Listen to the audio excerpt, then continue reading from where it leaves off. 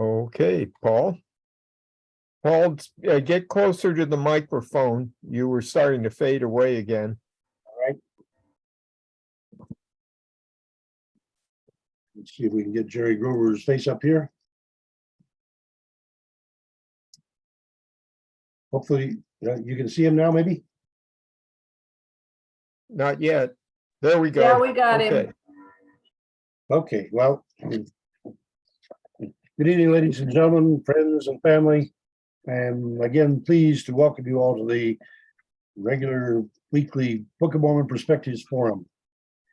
I have been looking at the mysteries of God, and we have a couple of people coming to develop a series on that topic. Mysteries of God is a theme that I find deeply embedded in the Book of Mormon. And Sterling Barlow is going to come back with a presentation on the relationship between spirit and music, one of the remarkable mysteries of God. And so I'm looking for people who'd like to present on that topic. And so if you are one or know someone who should, please let me know. The mysteries of God, I think, is a theme that we've not paid enough attention to, and it's one I'm anxious to try out, because it seems to me that there's an awful lot there that we need to learn.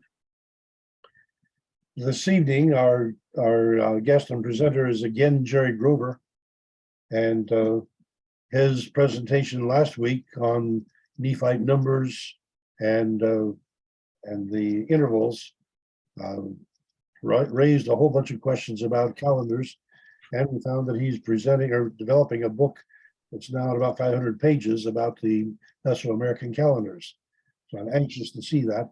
His other books are already available online, and so I will highlight that his Mormon Central website has the translation of the characters, the geology of the Book of Mormon, the magic goggles and the golden plates, the Great Spirit religion, the travel path of the Jaredites, the Nehor religion in Mesoamerica, and ultimately the Swords of Shul is, in my estimation, one of his great masterpiece.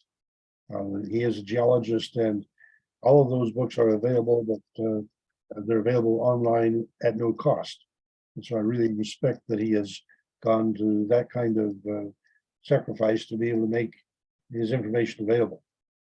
He has also sponsored and published the remarkable linguistic work by Brian Stubbs, which has allowed us to see the interrelationship between the Semitic root languages and the Uto-Aztecan family that covered Mesoamerica. And so to be able to look into the archaeology of language that way has been fascinating to me.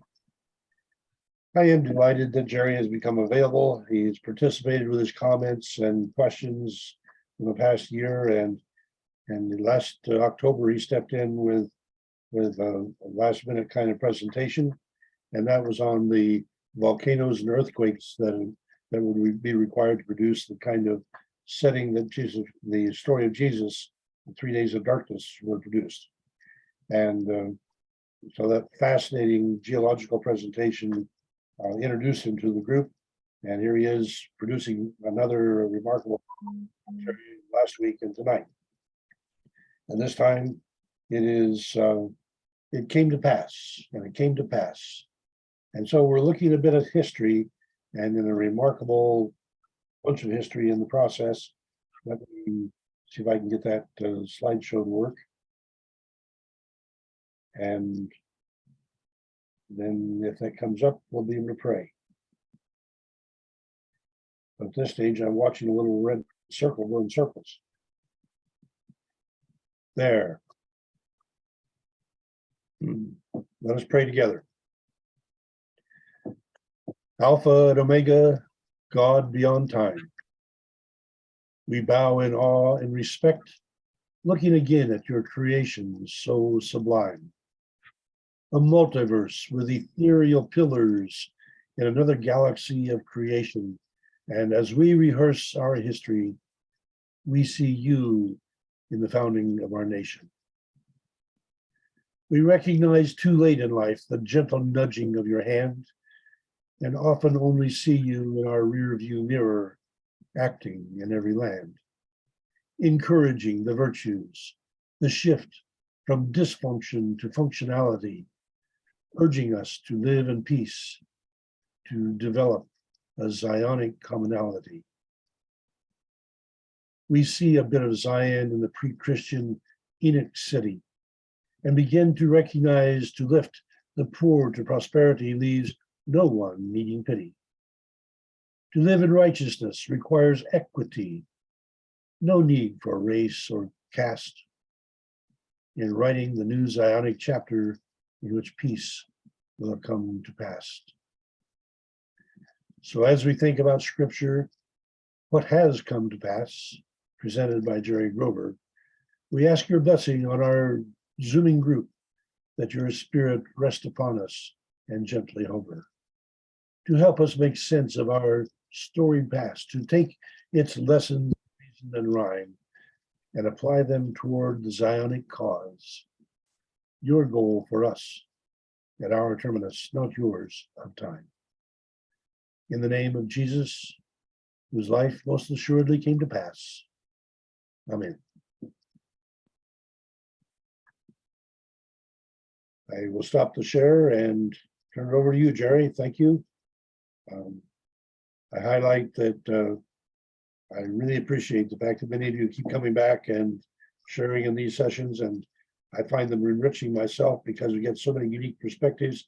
I do invite any of you that have a presentation that I haven't heard about yet to let me know.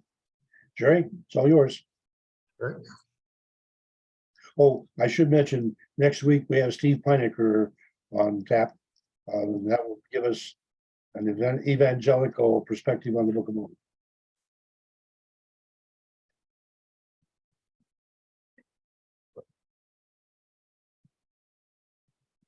Okay, is that everybody got that title page showing? Yes, we do. Okay. Kind of, there's kind of a continuation a little bit of last week of the characters document and the numbers that were found there. As was pointed out, there's calendrical markers that are around the dates, the date numbers, which I recognized actually when I looked at them. I was kind of puzzled initially. I said, what are those actually? But then a couple of them I recognized as actually being part of it came to pass Maya glyphs, which they use to designate their calendar counts. So this is kind of just a discussion of those calendrical markers. So it's not a discussion of like the full Nephite calendar, it's just the markers that are found and then their Mesoamerican equivalents. Also, when looking at this Reformed Egyptian, one needs to remember that when these were engraved on the plates by Mormon and Moroni, oops, sorry.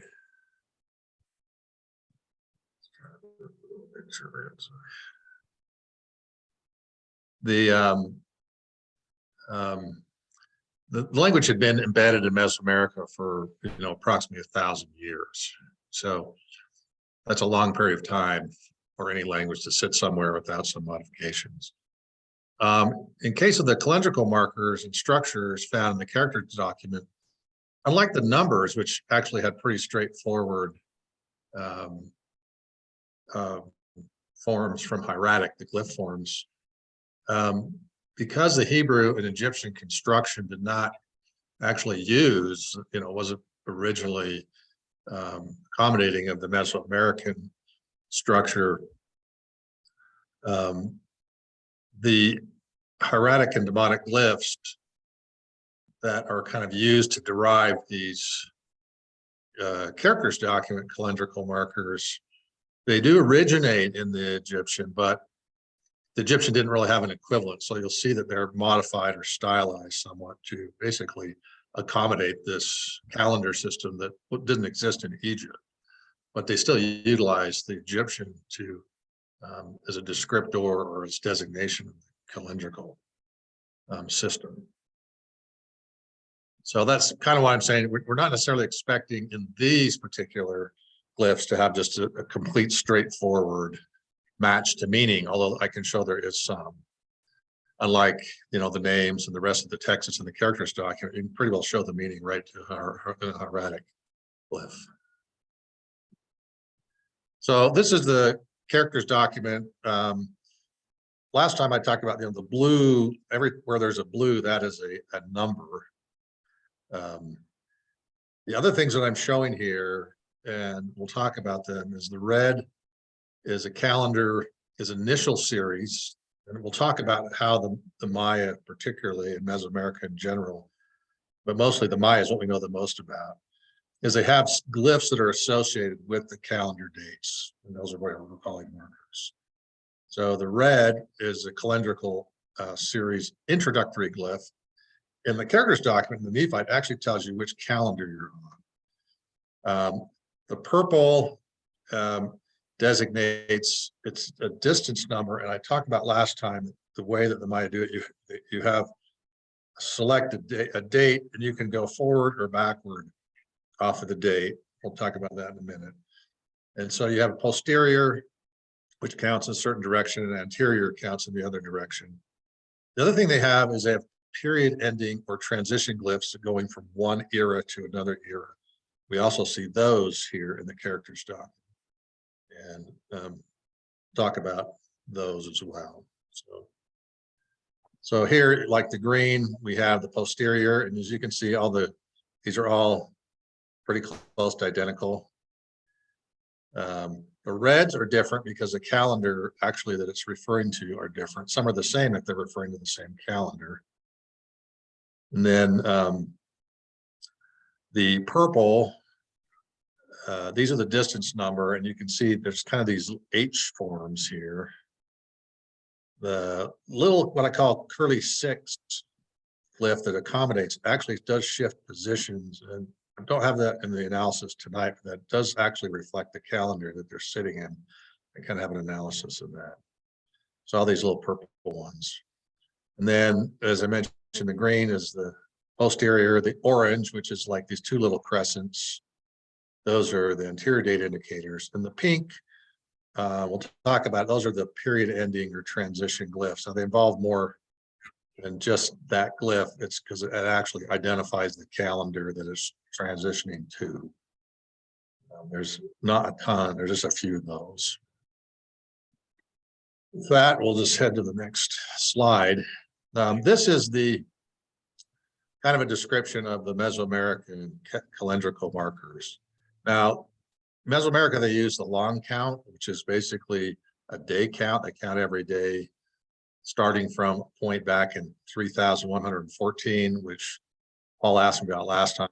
Why do we think that's where it starts? I said, well, it kind of corresponds with first dynasty in Egyptian in Egypt, but that's subject for debate. But in these long counts, they do have a series of these types of calendrical markers. I talked about an initial series introductory glyph. So they have an initial series glyphs, just like I'm going to show you.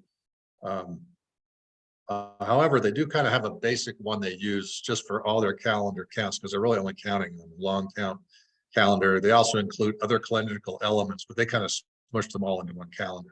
Characters document, you actually have different calendars, just like the Book of Mormon has different calendars. So the Book of Mormon has the Reign of the Kings calendar, Reign of Judges calendar, what I call the Coming of Christ calendar, which they initiated 9 years retroactively after Christ was born.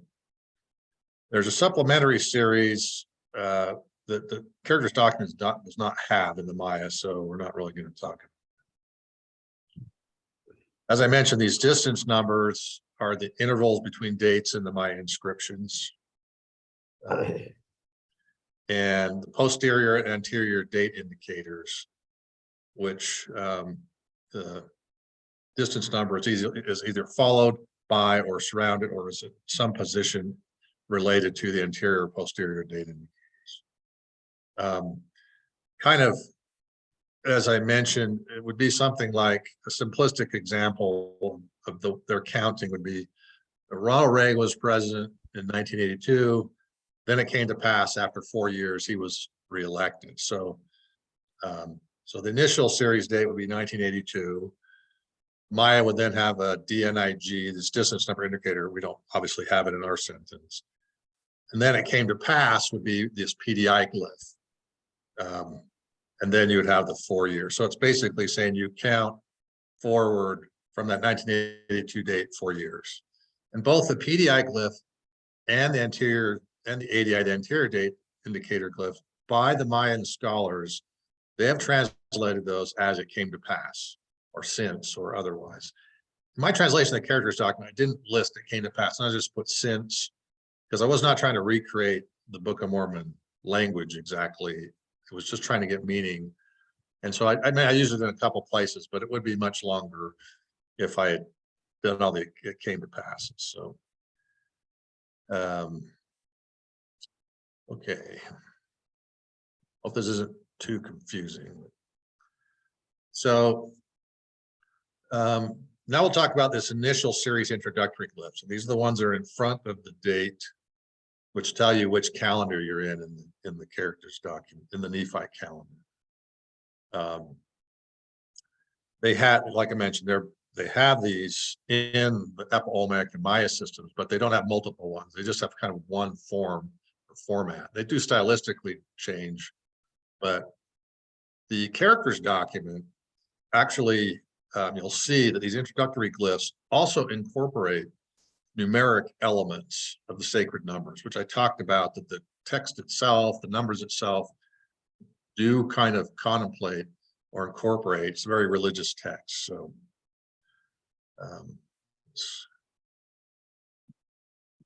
the first one that's in the Characters document is the Lehi departure calendar. So we have the 600-year count that started, it goes beyond 600 years after Christ, but it was initially just intended to be 600 years because it matches the prophetic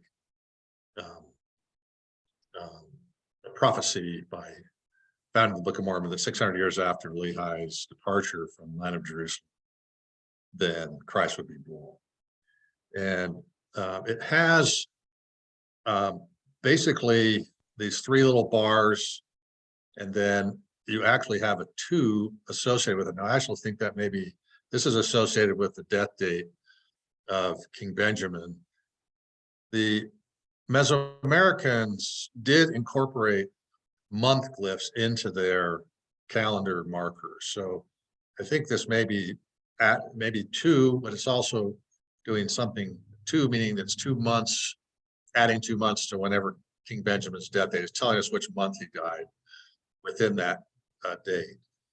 But if you look at it, again, I don't have everything here because I was trying to cut down the presentation. But basically, you have 2 times, and these little circular glyphs represent 100 in the Egyptian. So you kind of, and you have these lotuses would form, they would kind of have them combined at the bottom. So you kind of have a stylized tree, if you want to call it that, which may actually, be representative of kind of tree of life reminder. They also represent 200. So you have 3 bars, which can also be 1s multiplied by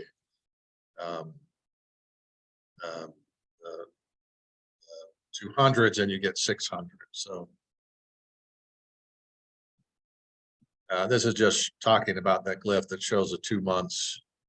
It's on the Gezer calendar from 925 BC in Palestine. So that's kind of where this number 2 comes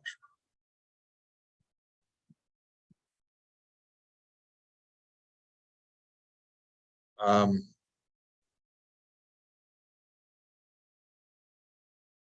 Let's see. So this is a Mesoamerican, what you call ISIG, meaning their introductory glyph. It has some similarities. This is actually the Epa-Olmec, where we think actually probably more correlates with Nephite areas, at least later, because it's kind of up in what you call the land northward, further to the land northward. But it does seem to also incorporate kind of some of this Egyptian structure. And that Epa-Olmec really has not been translated. There's not too many examples. But so then the next one we have is the Reign of Kings introductory glyph. This is found in front of the date that corresponds with the Reign of Kings. If you might recall, we had, this was a 50 in the number system. That's a 5, a bar can be a 5, elevated 5. So again, you're looking at a 55 here, which kind of actually corresponds with what the Book of Mormon says on the 55 years had passed away when, you know, that's when Nephi made the record. And that's when he was the first king. So it kind of correlates with the reign of kings they show in the American.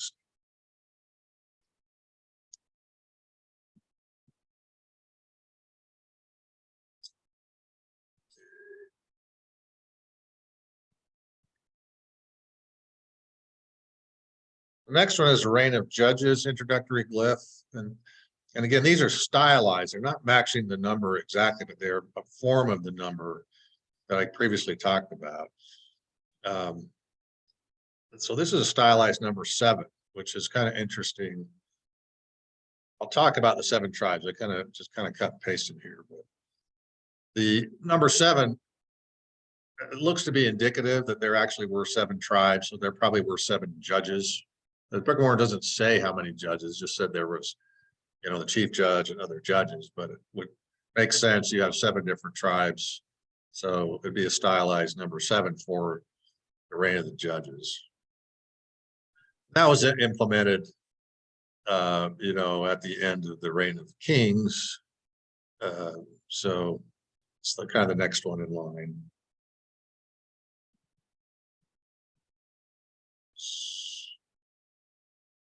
Then there's the coming of Christ introductory glyph. This one is corresponds with, like I mentioned, birth date of Christ, and then runs till the end of the Book of Mormon.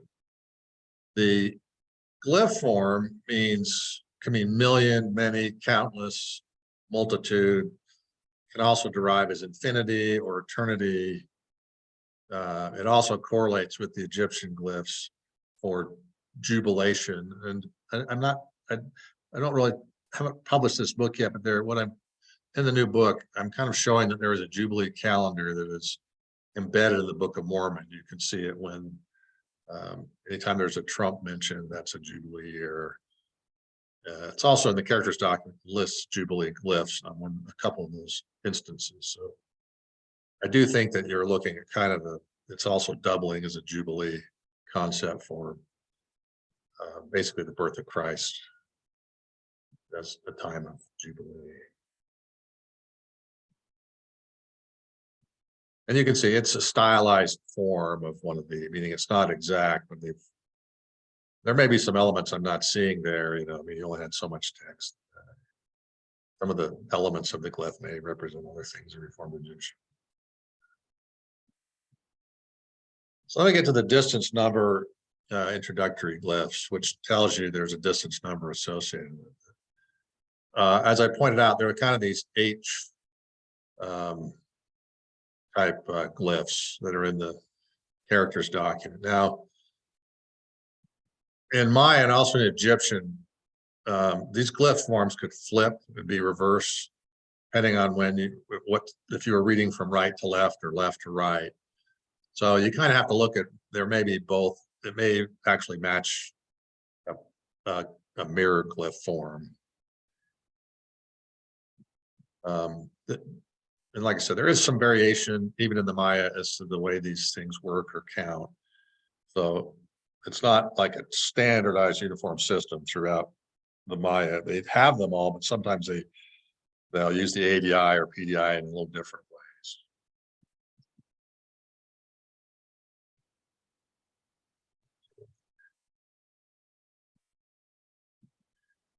So as I noticed, as you can see, the stylized H form is found in the Maya. These are all the Maya distance number glyphs. As you can see, they are very artistic and somewhat abstract in their glyph form, meaning depending on where they're at, they may write glyphs in a stylized way, in an artistic way. So it's not essentially standardized, but as you can see, it's an in glyph, maybe an infix glyph within the actual distance number, Maya distance number glyph. So the glyph has more than what is in the characters document. You can see that form, and even like the little curly six is what I call it at times, is found in it, just like is in the characters document, kind of H form. Again, these are, and so the phonetic is sac. I don't, my pronunciation is probably very poor. So for that distance number, that's the actual way they say it. And then for that form of the distance number, which is a portion of it, is tau. So now we'll talk about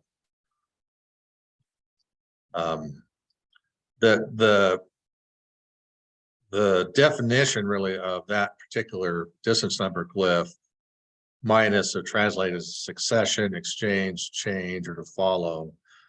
That little curly six glyph indicates succession, or it's just uses an ordinalizer, meaning it kind of adds a numeric value to whatever it's attached to. And pronunciation of the DNA is sac or sac, psychogeny.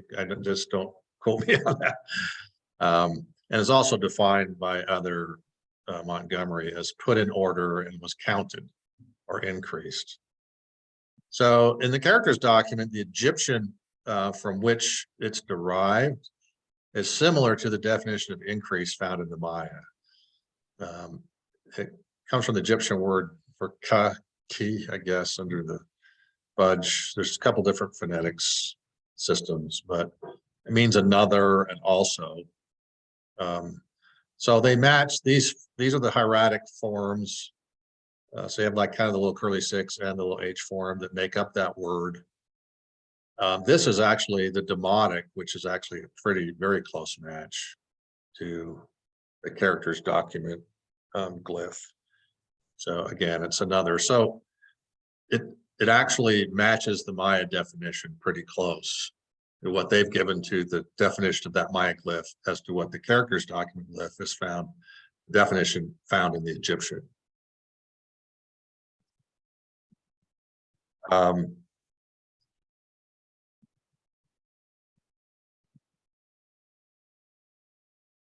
Yeah, as I mentioned, the pronunciation also matches to put in order and increase, matches those.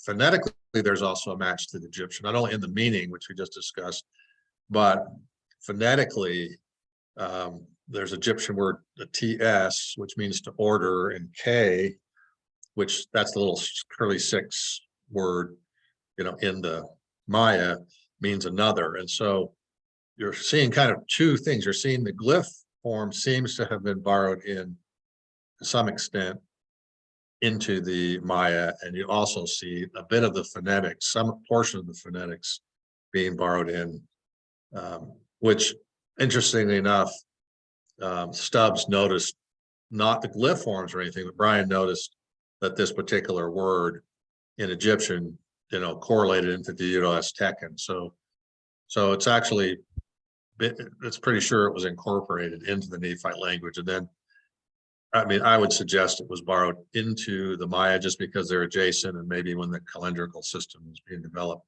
by the Maya, there was a corresponding, adjacent system the Nephites were running that had, these glyph forms, which they then incorporated.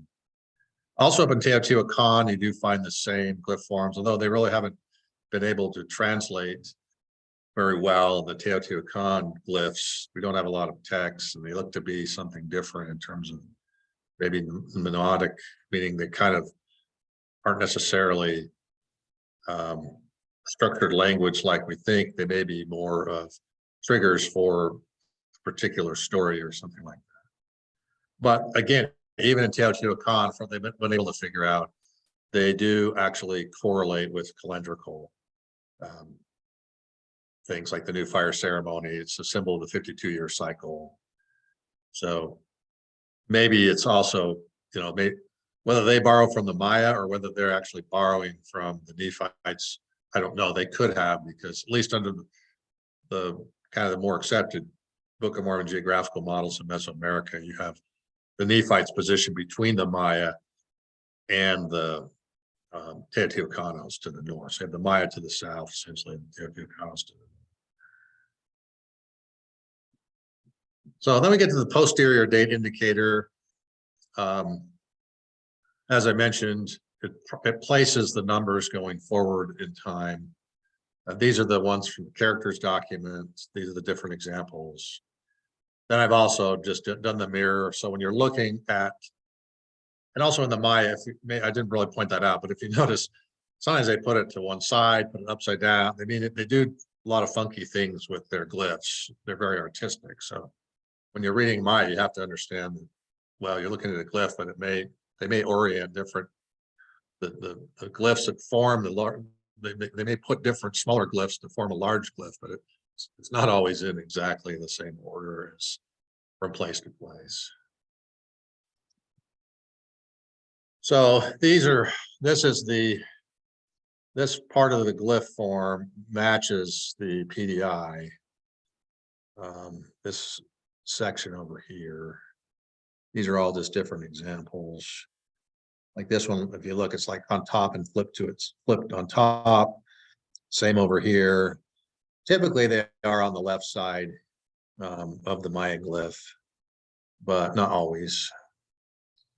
And some of them, they've kind of modified them. So, and this is through time, right? I mean, the Maya glyphs we have from 350 AD all the way up, thousands of years. So some of these forms have changed themselves over time.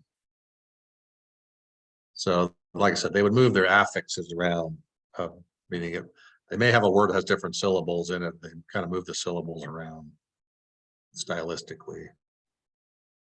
And basically the pronunciation is just I, which is an E of that particular of the affix glyph, which is the PDI glyph, both in the Maya and in the Reformed Egyptian.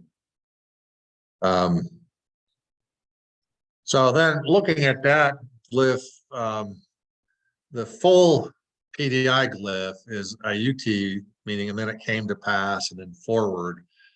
So it's not, it's got more than the Reformed Egyptian glyph in there. The Reformed Egyptian glyph is included as the affix I. So it's not like a straight word incorporation. They've incorporated the meaning into their glyph as well, into the Maya glyph.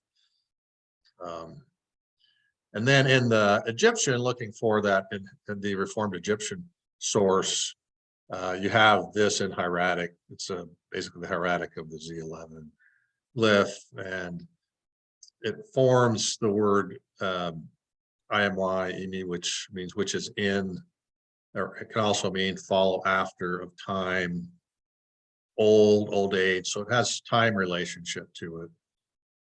And it actually does have some correlation phonetically. As I mentioned, it has the word I, and you also see the I in the Maya glyph is what's found in the Egyptian. And Brian Stubbs noticed this too. Brian Stubbs didn't look at this incorporation into Maya or anything. This is all my work, but he was correlating that particular word in the Hebrew or Egyptian, in this case Egyptian, is found in the Indo-Aztecan language family. So what I'm saying is it does show that was there. That word was used in their language system. Probably it's some sort of form of Proto-Nahuatl. Nahuatl was the language spoken by the Nephites, at least at some point in time. And then, so whether it was borrowed early directly from some Egyptian that they had hieratic, or whether it was later coming out of kind of the modified language, whether it came out of Reformed Egyptian or this Nahuatl, Proto-Nahuatl or Proto-Aztecan. I don't know, but I'm just showing that the correlations are there. Again, it's kind of a long discussion here, but and scholars have recognized that actually when they've looked at the Maya, they have recognized now that they're saying there must have been some very early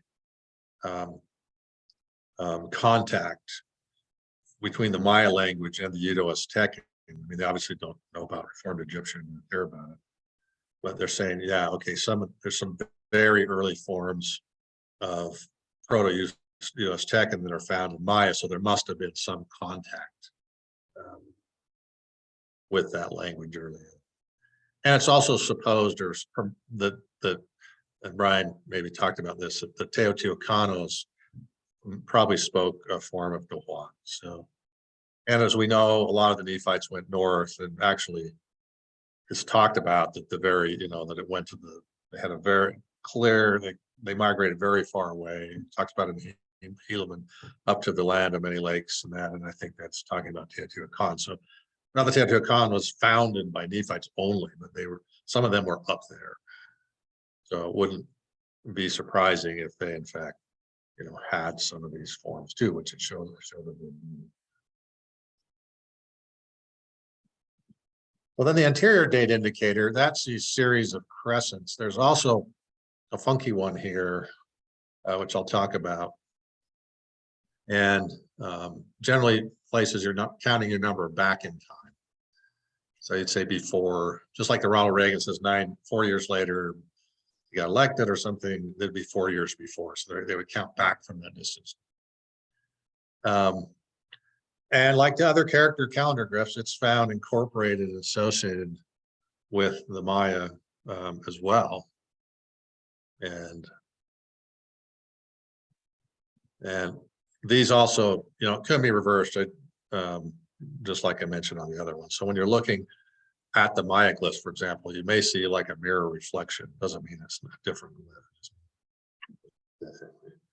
And so here is that glyph. It's Yah is the pronunciation in the Maya.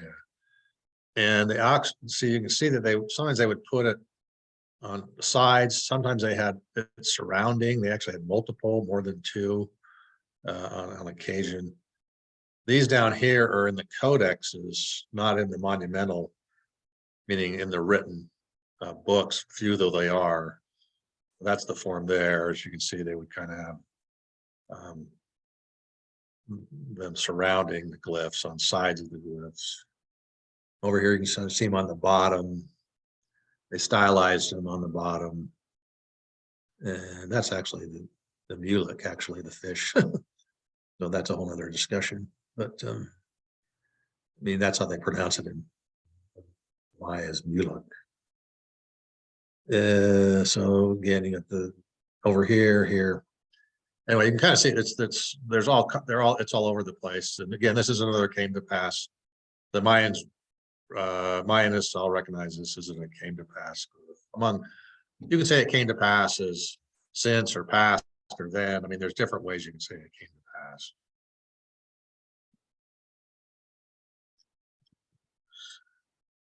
So when looking at the source of this is a little bit trickier. Trying to figure out where did that come from originally in the Egyptian, from the Reformed Egyptian. Although, I mean, I did figure it out, I think. And number one is because you didn't really find that particular glyph form, but you do see this word, the Egyptian exper or kefer. Again, my Egyptian pronunciation, I don't really speak Egyptian. I can just read it. And means to happen, exist, to come into being, to change, occur, happen, or come to pass. So that's the monumental form, kind of the scarab beetle. This is a hieratic, so you can see the little C's. And of course, the Maya used to surround. And I didn't point out, sometimes there are little lines associated with them in the Maya. So this does seem to be the source, both for the Reformed Egyptian and also in the Maya. And I think the fact that they would use 4 of them in the Maya may be indicative that they were borrowing it when this form of it, perhaps not just the little 2. The Reformed Egyptian had the 2 little crescents. There may have been 4 that were used at some point, but again, that's all just total speculation. And as I mentioned, it's Yah. And let's see, let's go. And there isn't I didn't really find let's see,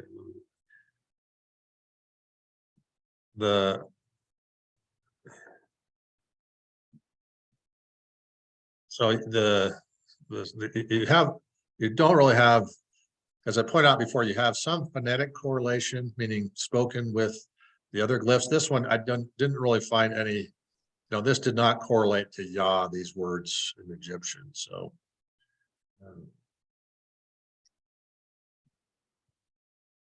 then the snake variant, again, actually in Maya, they do have the ADI in this form, and it's a little snake that they put along the side, or the ADI, which actually matches the one version of the characters document that has this little snake ADI. Kind of interesting because it really, the main place it's found in Maya and among the Maya is in Palenque and areas that are actually what we consider right adjacent to the Nephite area on the Usimacinta River and the environs there. So in the Maya, this particular one is pronounced Khan, can also mean the cardinal number 4, means sky, but it also means snake, of course. And then another word in the Egyptian that, yeah, let's go back. So we have a Yah, we know for that one. And this has Khan. So phonetically, you don't have the actual, like, okay, the Egyptian that has the same form, which is found in the hieratic. As you can see, all these kinds of snakes match the snake form. You don't have the phonetic exact connection directly, but you actually have an Egyptian form for snakes that is pronounced IMY. So it's actually, the snake does correlate with.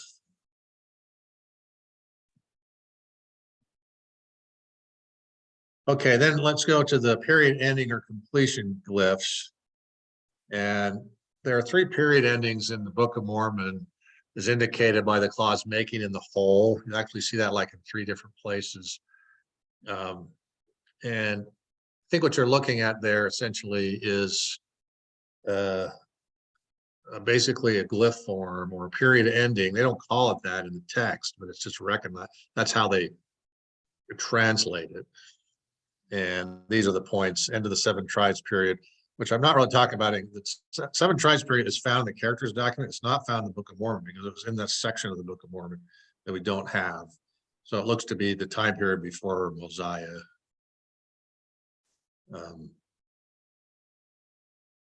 And I mean, we can talk about it a little if you want. We have time. I'm sure if we have time. And so the period ending glyph you have is kind of a crescent. And so you have a crescent, a line, and some dots sometimes, a crescent line and a dot. This is, again, the reign of the judges glyph form going from the reign of the kings, period ending of the reign of the king. So it's marking that period is ending. The other one is coming in. So it's a transition glyph. And so you have the period of the reign of the judges ending. And then this is actually, which kind of is a towards the Most High, which is actually talked about in the Characters document. It's kind of reflecting Christ, and that's the coming of Christ calendar. So this glyph section in the Characters document is talking about the transition going from one calendar to the other. And then actually, so after this is implemented, then all the dates are in that form and have that ISIG, as I talked about, that introductory glyph. So each of the dates are, corresponding. After that, they use this. And then looking at in the Maya, again, so these are the period ending glyphs in the Maya. So the U is the phonetic, is the name, is the word. As you can see, they have some dots. They have that form, kind of the curved form. Some have lines. So they do use the lines as well, along with the dot forms. And in the Maya, this period ending, meaning it has the date function as a period ending, but it also has another meaning as he, she, or it, hers. and has this pronunciation of you. The corresponding Egyptian glyph, interestingly, this, meaning it's been changed a little bit. It's curved in the lines and the dots, but that also means she, her, it in the Egyptian. So, let's see. Again, this is another one Brian Stubbs found had correlations between Egyptian, Uto-Aztecan. So consistent. I think Brian's study is kind of proof that these actually were existent and were likely to be borrowed. So that kind of summarizes my presentation. Let's see.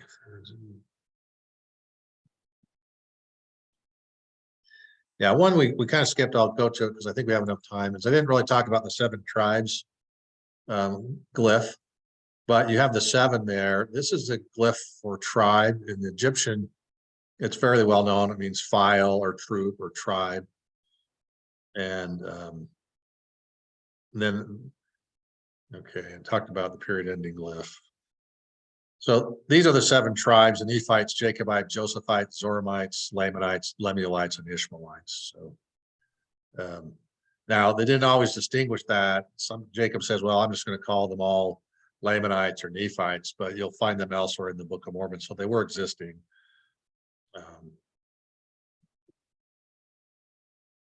So then kind of discuss, whether Mosiah had Lamanites with him when he fled. Seems like he probably did. Again, it was anybody that would follow him, because not very long after that, he had Lamanite problems. So King Benjamin did. So even though they fled far away, they maybe still is.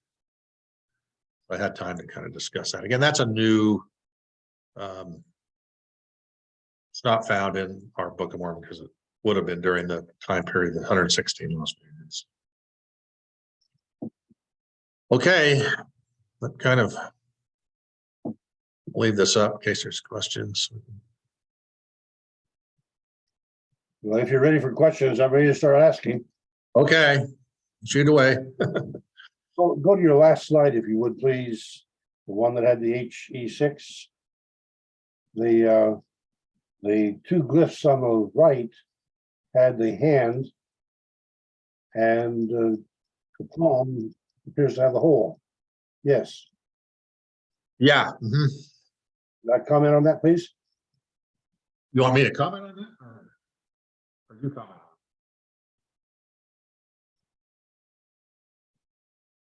it? You want me to comment on that? Yes, right. Hopefully you have some signification that would help to understand the whole meaning of the glyph. Well, like I said, that's actually, so it's only the affix is the period ending. So that may be something different, they're all different, maybe a different period, a king's period. I don't particularly know what that one means. However, it is interesting that I hear you, Jerry.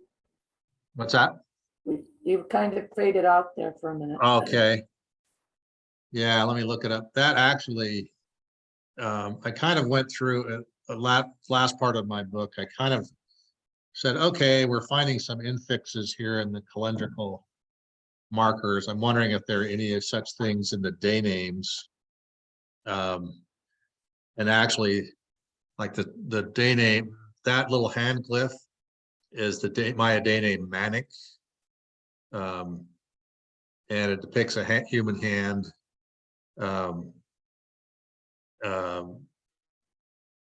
And in the proto-Sinaitic symbol, Germanic is calf, which means palm of the hand. So, and it's represented in that way. So I do think there's some correlation there in the Maya day names, a bit of the Egyptian, but yeah, this is actually the same glyph. Sorry, I copied it twice by accident. Okay. Like I don't read Maya per se. I'm not fluent in, I mean, I could look up the word and the meaning, but I can't just pop it out of my head what it is. But let me remind people to go to the reactions at the bottom of the screen and raise your hand that way, or just wave your hand and be called on by Deb, who does a good job of moderating our discussions. And I'll take my place in line as well.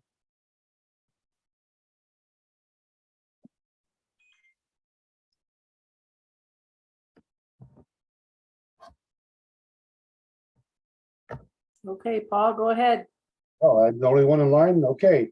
so far. All right, Jerry, you mentioned something about Mulek and the fish. And I'd like for you to clarify that when I missed something in there, I think. But what was it you were saying about Mulek and the fish? Well, like I said, in my book, there's a whole section on Mulek and its correlation. It's also in the Swords of Shul book. It's likely correlation into depicted in Leventa. Essentially you have the glyph form in the characters document for Mulek. Don't have it handy in the PowerPoint. I don't really have it, but it basically the leading glyph, which means administrator or kind of like vassal king in the Egyptian, how it is shown in the Egyptian is a fish with legs on it. And you also have in the Maya, you have Mulek, which is a day name. One of the day names that David Kelly identified probably has a Hebrew derivation because it's actually in the same order. And it's depicted by a fish as well. That was what I was pointing out. In the Maya, you have that little fish, which is the mu. So, and also designates that day name. So it seems to be another correlation with Mulek, which might be expected since he was, there early. Anyway, so it's, and also in Leventa, in the stele, you have, what they think is Mulek meeting the Olmec looking kind of chubby, I don't know what you want to call it, you're familiar with the Olmec form. But if you notice, he has a huge headdress on that's a form of a fish. Yes. Yeah, so you kind of have, what I'm saying is you do have these, I'm not calling them parallels or more than parallels. You just have these correlations that seem to be, show some linkage between the name Mulek, fish. In the Egyptian, it's depicted as a fish on walking fish, and the fish is on top, kind of like the headdress even. And then, so there's correlation between the Reformed Egyptian version of the title that Mulek had in the Reformed Egyptian, the depiction of him at Leventa, and then the fish form also in the Hebrew day name that looks to be incorporated, or the Hebrew that is incorporated into the Maya day name as fish, and also phonetically there's the mu or mulak. So I'm just saying there's obviously some sharing and loaning going on here of that name and depiction, So I don't know exactly, like I say, some of these, they're so ancient, we don't have the languages, we don't really know. Seems to be obvious that they're not happenstance, right? There's just too many links. Phonetic, also representative, and also in different Reformed Egyptian. So. But one of those remarkable links is one you mentioned about Heh, H-E-H, the god of eternity for the Egyptians, and endlessness. Wow. I had bypassed that one in my own study and thinking, and what a remarkable representation. When there I'm talking about trying to get a series of presentations on the mysteries of God, and clearly one of them is to try to understand the God of eternity, the God of endlessness. We can sort of cope with Alpha and Omega, but reaching beyond that is difficult for us. Yet here the Egyptians apparently were reaching beyond that. I would mention, what I've shown you here is actually the most complex part of the characters document, meaning in terms of trying to correlate the glyphs. Most of the rest, which we haven't talked about, is actually fairly straightforward, text. The hieratic means the particular word, and then even like the name Benjamin, you can find it. Mulek, you can find the meaning, like it means little king. In the hieratic, it shows little king. So I guess what I'm saying is, if you go to the character, you're not going to have to plow through all this type of thing if you're going through the translation book. but it is the most clear Mesoamerican link. Let me put it that way. Meaning showing that in fact the numbers have some Mesoamerican elements. The calendrical markers are definitely correlating to Mesoamerica.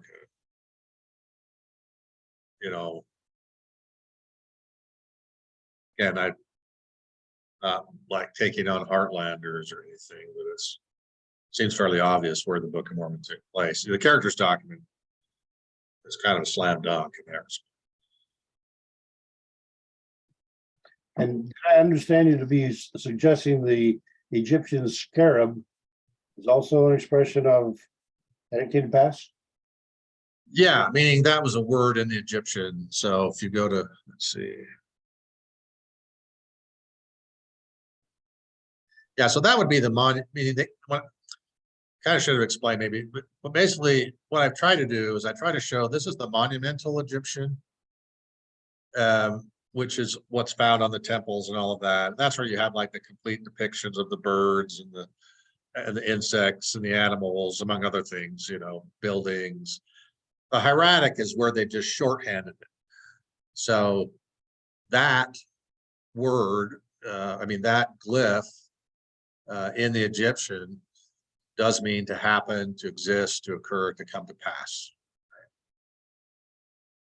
And that's just the hieratic form of it. And that's what I'm saying. So you actually have the Egyptian meaning came to pass. So they just kind of, at least in the Maya, you can see where there are elements of it. Now they rearrange it, they put it around the outsides of their glyphs as an affix. Does that make sense what I'm saying? And so it's not necessarily that they're incorporating just one-to-one, they're incorporating it, and I've changed it a little bit, which actually would be expected if it was borrowed early on. So. Okay, you use the term epi-Olmec, and I suspect that's a term that people would not be acquainted with. So some explanation there would be in order? Yeah, basically you have what we call the Jaredite, right? The Olmec. You have the Olmec civilization, which, at least the earliest city, San Lorenzo, there's some debate formulating around 1800 BC to maybe 1600, 1500 BC. Then it ends in 400 BC, basically as a culture, right? The Olmec falls apart. It corresponds with the Jaredites very well. But there was a culture that existed in Tres Zapotes up in the northern portion of what you call, not the very north of the Olmec, because the Olmec had influence way clear up into Mexico City even, but the kind of where you actually have, it's the northernmost city where you have these colossal heads and seem to be a center of some sort.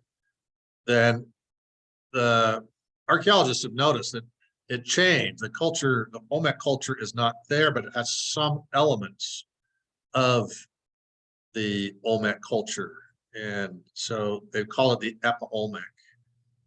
And I actually, in my book, Swords of Shul, it talks about, if you read closely, the Limhite expedition, Limhi actually said, oh, these 24 plates, he says, we were thinking that maybe a record of this destroyed people or of the remnant of those people. So actually, I do think they got, and it says from which we got the record. So I do think the Epi-Olmec probably had the 24 plates and maybe, the Swords of Shul, they're kind of their sacred bundle, and somehow it was given to the Limhi expedition. I don't know.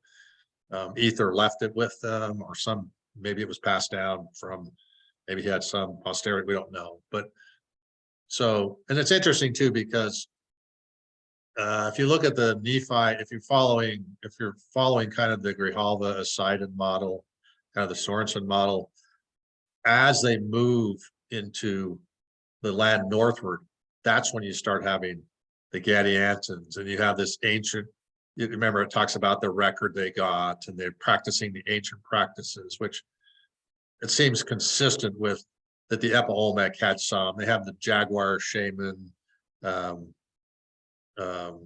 sculpture forms there of people transitioning into jaguars as part of their secret society, and the Nahaliste Jaguar secret society.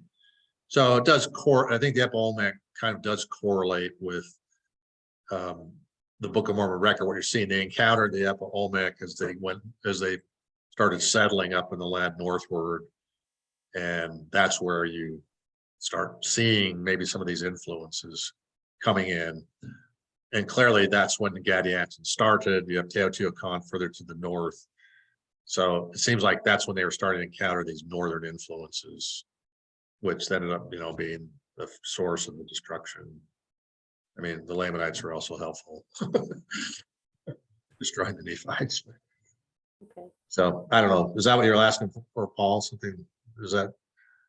And you mentioned, okay, that helps to clarify then that we're talking about a multiplicity of calendars, that the Olmec would have had an earlier one, Epi Olmec, a little bit. Well, the Epa Olmec had the long count, which the Maya had.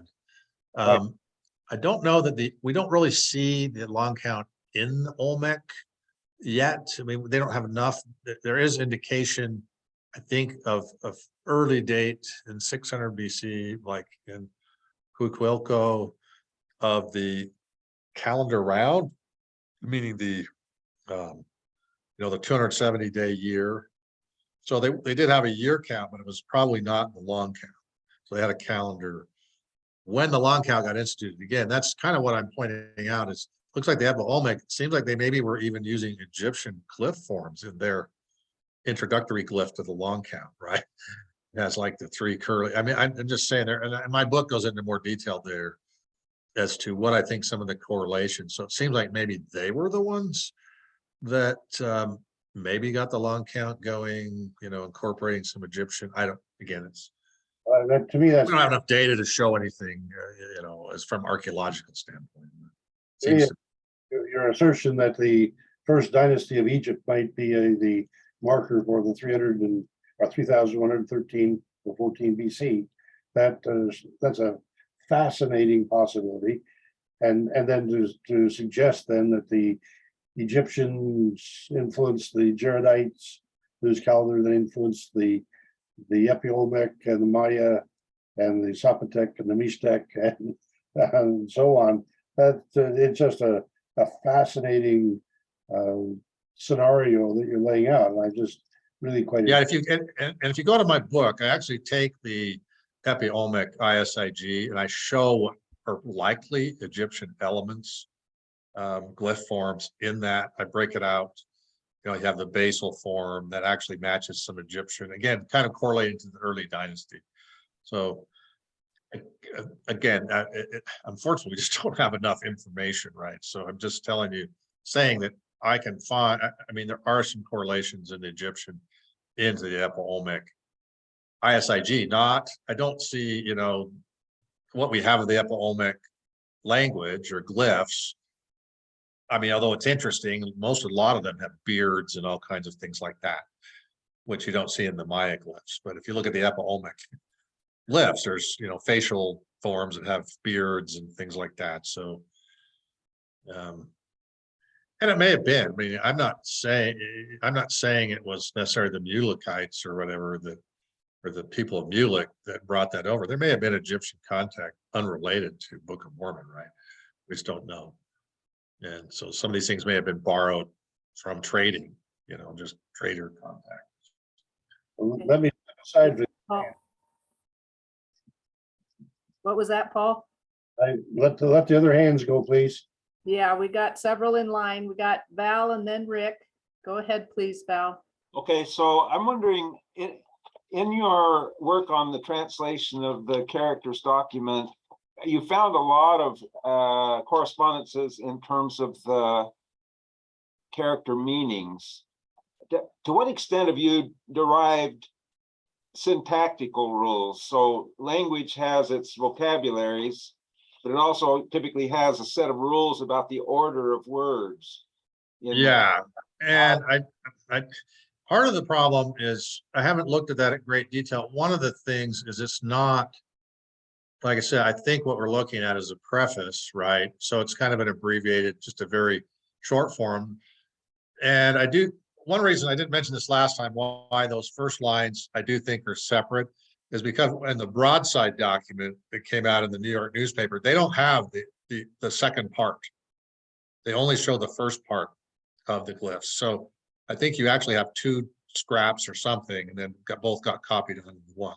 But the second part, again, it's just an event, a date, a hyphen space, and then it goes to the next one. So it's not a literary, it's not a paragraph, or it's not, it's more of like I said, it's a calendrical summary. I mean, it's not a narrative summary. It's just listing this event, this date.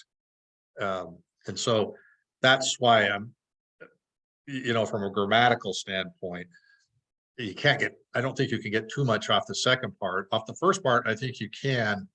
I did actually talk a little bit that it does seem like you have the adjective following. It doesn't look like there's any prepositions at all, to be honest. So I do think in some ways, a lot of this may be context, right? Meaning if that glyph is in that position, but it's a very brief, snippet of the language. So I didn't really go further than just to say, it looks like it's abbreviated. I don't see what you'd call like prepositions really much. Even the year where you'd say so many years, I think it's just the calendrical marker indicates it's a year. There is a year glyph in there one place and a month glyph, but so some of it has to just be, you have to understand the context of the writing. And like I say, it doesn't, because what you've got is, it's basically, the preface is based on this distance number and going forward and backwards in count. And sometimes it counts back and then goes forward some. So it's really it itself is also a chronological element, meaning that whole paragraph is a chronologically structured, right? So again, it's not, I don't think what we're looking at is a literary, like Nephi's, Psalm, I mean, that would probably be structured differently. I think we're just looking at something that's an abbreviated sort of chronological, meaning the grammar may be more dictated by the chronological structure than it would be off of what the flow of the language. Okay, so are you saying, I'm hearing two possibilities here. Well, one I know I'm hearing is that the chronology is really important in this section, and so chronological structure is apparent and dominant. Are you saying that there's not enough text to actually derive grammatical rules as part of the problem? I think you might. It's such a brief section. It's hard to, with only that many lines of text. I mean, you could look at how I translated it, and you could say, well, okay, he obviously applied something, but honestly, when I first published it, it was like, I just want to find the meaning. That's actually how you translate anything, really, is of a different language. It's quite different structure. You just try to get the meaning, and then you kind of restructure it based on, in your language. That was what I was attempting to do. At the end, I said it'd be nice if somebody else would kind of take a look at this, but nobody else has. And I'll get back to looking at it. I'm just working on what I've done is I've actually taken the few certain elements of the characters document were kind of the primer that is a breakthrough to figuring out the entire Book of Norman chronology. That's my next book I'm working on. The fact that you had in the characters document, you have the destruction date in the Reign of Judges calendar. It shows it in the Reign of Judges calendar, not in the Coming of Christ calendar. So it actually gives me, it's the 125th year of the Reign of the Judges, the New Year's Day is the destruction. So then I can now correlate that with Coming of Christ calendar and back calculate. And anyway, so that's what I've been working on since this book is kind of the complex chronology. And then I gave a previous presentation on the solar eclipse, so then I, was trying to figure out, that tells me kind of the birth date of Christ, and I found the solar eclipse. It, came up in sunrise and eclipse in Mesoamerica, the exact same date as in the old world, where the people that had worked on the Magi projections of astrological dates was like April 1606 BC. So what I'm saying is the book I'm working on will also verify as supporting of the translation of the characters document, but I haven't really gotten back to look at the linguistic elements. I'm still working on actually showing, yes, this is a valid translation. Okay, well, I will, to have a real grasp on the language, you do have to have both the vocabulary and the syntax. And actually, Jim Lucas, I see is in line here. His point about Oliver struggling to translate and Joseph being able to do it better, that is one of the main things you would learn as you're doing translation, is you'd start grasping the syntactic rules of the translation, even if what you're seeing is a series of literal words, translations from the old Reformed Egyptian into English.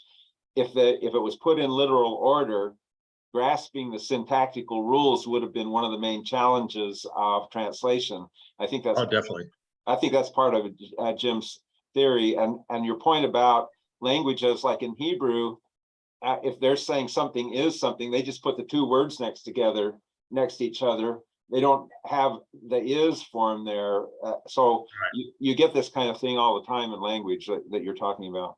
Yeah, like I say, I kind of just did a general, what I call just a, swag, yes, saying, okay, here are some rules, I think,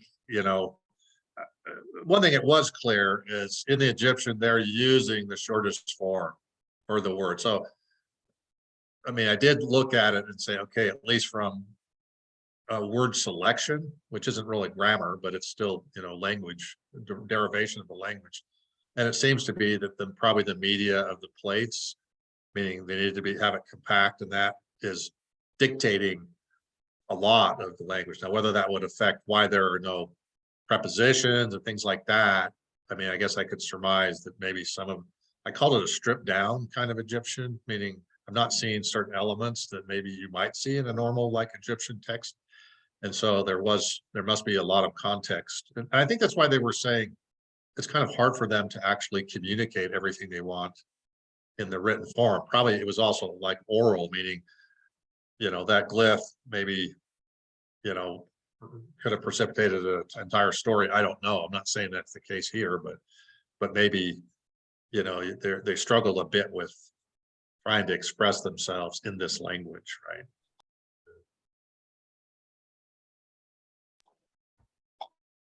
Oops, you're muted, Val. Oh, I said I'm yielding to Rick and his question at this point. Okay. Okay, we got 4 folks yet. We know you're there. So Rick and then James. Go ahead, Rick. All right. Well, thanks again, Jerry, for presenting to us. Fascinating to be able to decipher that language into something we understand. My first question is, I don't know if Val was getting to it. I was kind of hoping you'd answer it with one of his questions. But when you see a glyph, like if you could maybe flip to a slide that has a glyph on it. Yeah, maybe the one. Yeah, that's good. Not there, but on the right side, the hieroglyphs. Yeah. So when you see those and you can maybe make some sense of them by their components, is there a particular way that you would put them together? Is there a right way and a wrong way? Or are they all thoughts?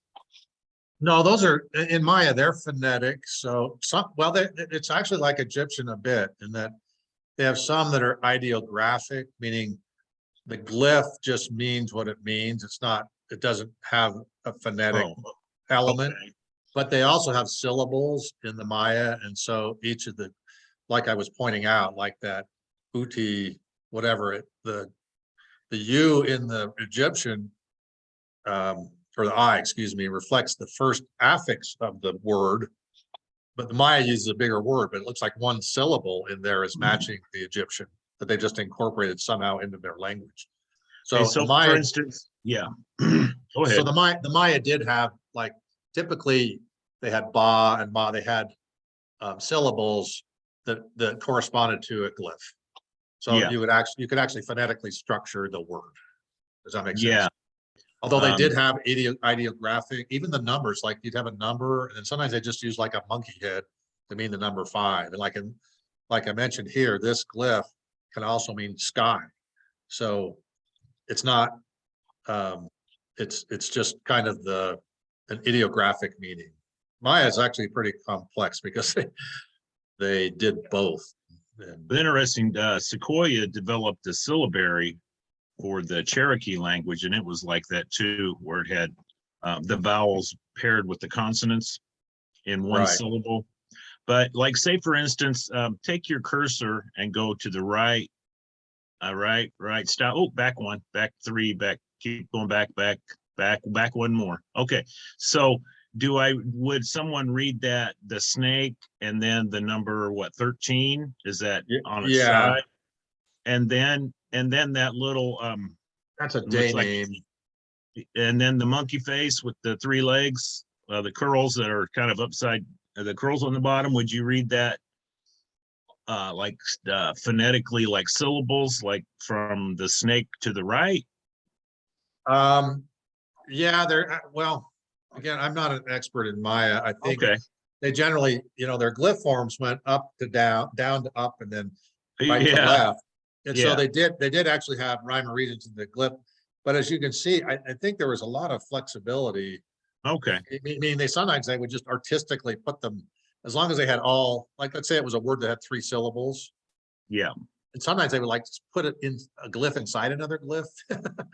Okay. So it's pretty complex, and there aren't that many people that actually read the Maya very well. So Yeah, I was going to ask about that. There was a guy named Michael Coe. yeah, he wasn't that- really that good at Maya reading. David Stewart's the one that's Yeah. Okay. Yeah, I forgot about him. and actually this article, a lot of these glyphs came from his article on this ADI PDI. He was the one that determined these are come to pass glyphs. That was David Stewart. Yeah, and then I heard it got changed to, and then it happened. Yeah, Because- well, it Yeah. can then mean, it can mean any of those things. Like, Yeah. I translate it as since, because it came to pass is a term that's in the Bible, right? And it's translated Yeah. that way. Yeah. But you could translate that, if you're translating the Hebrew, you could have done it a few different ways, right? So it Okay. came to pass as just one of the translations. All right. So the 7, referring to the 7 tribes, refers to all those ites that are listed, the Jacobites, Josephites. Yeah, that's what I think. That's why yeah. they called it this, you had the 7. The 7 reign of tribes. judges. Yeah, the reign of judges, also the calendrical indicator is a stylistic 7. So I do think you had the judges also, they still kept the same tribal structure, but they each probably had a chief, a judge from each tribe, and then they selected a chief judge. We know there were more than one judge, right? It was a Yeah, family. lower judges and higher judges. Right. So Okay. Well, my next maybe question. the tribe of Nephi was the head, that's who the chief judge passed from. Uh-huh. And I'm just total speculation, but it would make sense. Yeah. Well, you got to start somewhere. You said that you mentioned the name Benjamin, like King Benjamin. Mhm. In Hebrew, the name Benjamin means son of my right hand. Is there Yeah. any correlation to that? Because you said little king or something like that. It means. That was from Ulick. Benjamin, it does. It's actually son of the right hand. And Mosiah has basically son of God in the Characters Document. Okay. So like just what you're saying, that the meaning, that's the interesting thing is, I think I've solved whatever people think is, clearly this is derived from Egyptian, Hieratic Egyptian and Demotic. So I can show you, the translation works in that language. The numbers work. The other thing is, like, a lot of people were saying, well, it's probably Hebrew pronunciation using Egyptian phonetics. Well, that's not what's happening here. But what it is using is, it's taking, like, the name Benjamin, for example, it may not be pronounced. If you take the Egyptian, it's not pronounced, but the meaning, the Egyptian meaning of the Yeah. glyphs means the same as the Benjamin name. Does that I make got sense? you. Yeah. Yeah. Okay, the character cough, that was the hand that Paul had asked you about in that one glyph. Yeah, Um, I was wondering if that was an open hand, like this side of the hand or this side of the hand. I think it's the palm. So you're looking at Yeah. the palm. Okay, I don't know if you've ever seen this book. Get it in the window there. Yeah, I know. Well, I don't have it. So Okay, well, it goes back to the pictographic language and has the whole alphabet, but cough, it says an ancient form of this letter, and then it has oh, like the U shape with the marks in the middle of it. It says open palm of the hand. The meanings of this letter are bent and curved from the shape of the palm, as well as to tame or subdue as one who has been bent to another's will. So I didn't know if that matched Well- anything in your cough. well, and here's like I said, I didn't go into great discussion because it's actually a pretty long chapter. But what I Yeah. was going off of is there's a guy named Compton who's has actually correlated the Egyptian phonetic, because there is phonetic in Egyptian phonetic glyphs, right? Especially they would use it when they had a foreign name, so they had to construct it. He's compared that with the meaning of those, like or the depiction of those with the Maya day names. That's what I was trying to show. And a hand is one of those in the Egyptian, and also you see it in the Maya day name as the hand. So it's not necessarily what you're saying is kind of the meaning, but there's clearly some borrowing going. I mean, it looks like they use the Egyptian phonetic, maybe a list to construct their day name meanings. Now they pronounce them totally different from the Egyptian, what I'm saying is there was obviously not, they weren't borrowing them in as a phonetic and glyph form. They were just borrowing the meaning in, which is pretty typical in, they call it a calc. It's the same thing I've kind of pointed out that you have at the time of Mormon in the Maya kingdom, you have this king arising named Shikak, whose name in Maya means born of fire.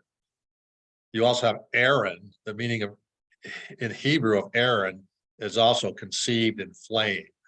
Now the pronunciation is totally different. They're not borrowing in it's not like they're taking pizza, like we borrow the word pizza in, but they're taking the meaning and putting it in their own language, meaning they're constructing. Does that make sense?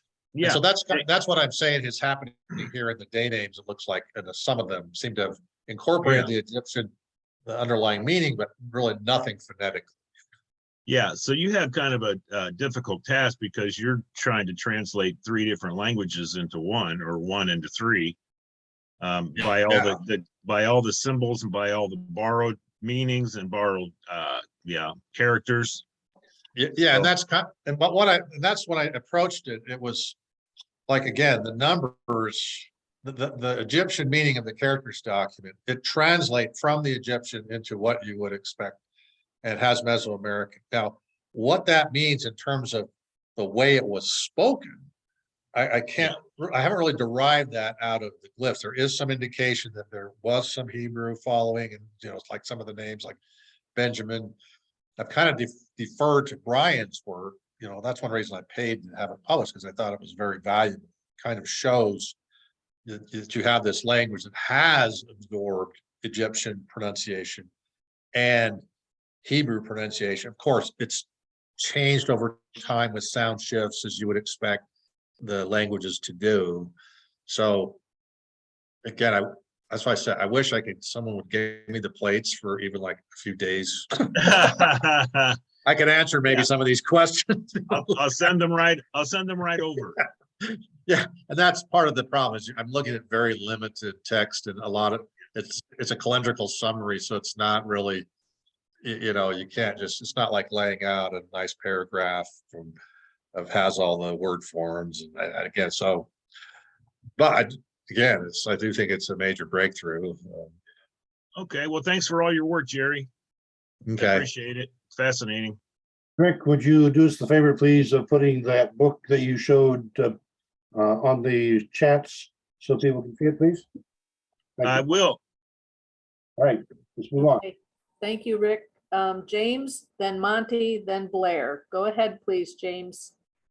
Okay, Jerry, again, fascinating stuff. I need to go back and completely read through your book. I've only glanced through it, so I'll admit.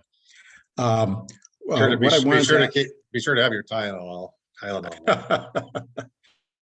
but what I'd like to ask about is not a specific content question on your presentation, but a broader issue.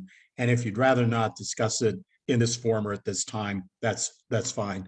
I'll keep bugging you about it in other ways. But you had mentioned that you had posted this hoping that somebody else would look at this and give you some feedback. I take it that that has not happened. Well, I actually had, you know, as part of my peer review, I had a Mayanist look at it. I had someone knowledgeable in the Egyptian language basically said, yes, all of this is in hieratic that you're finding, and the meanings are correlating. You're using all of the source material correctly. Now, he didn't say, oh, I agree with your translation. He didn't even look, I didn't ask him, you know, I paid him.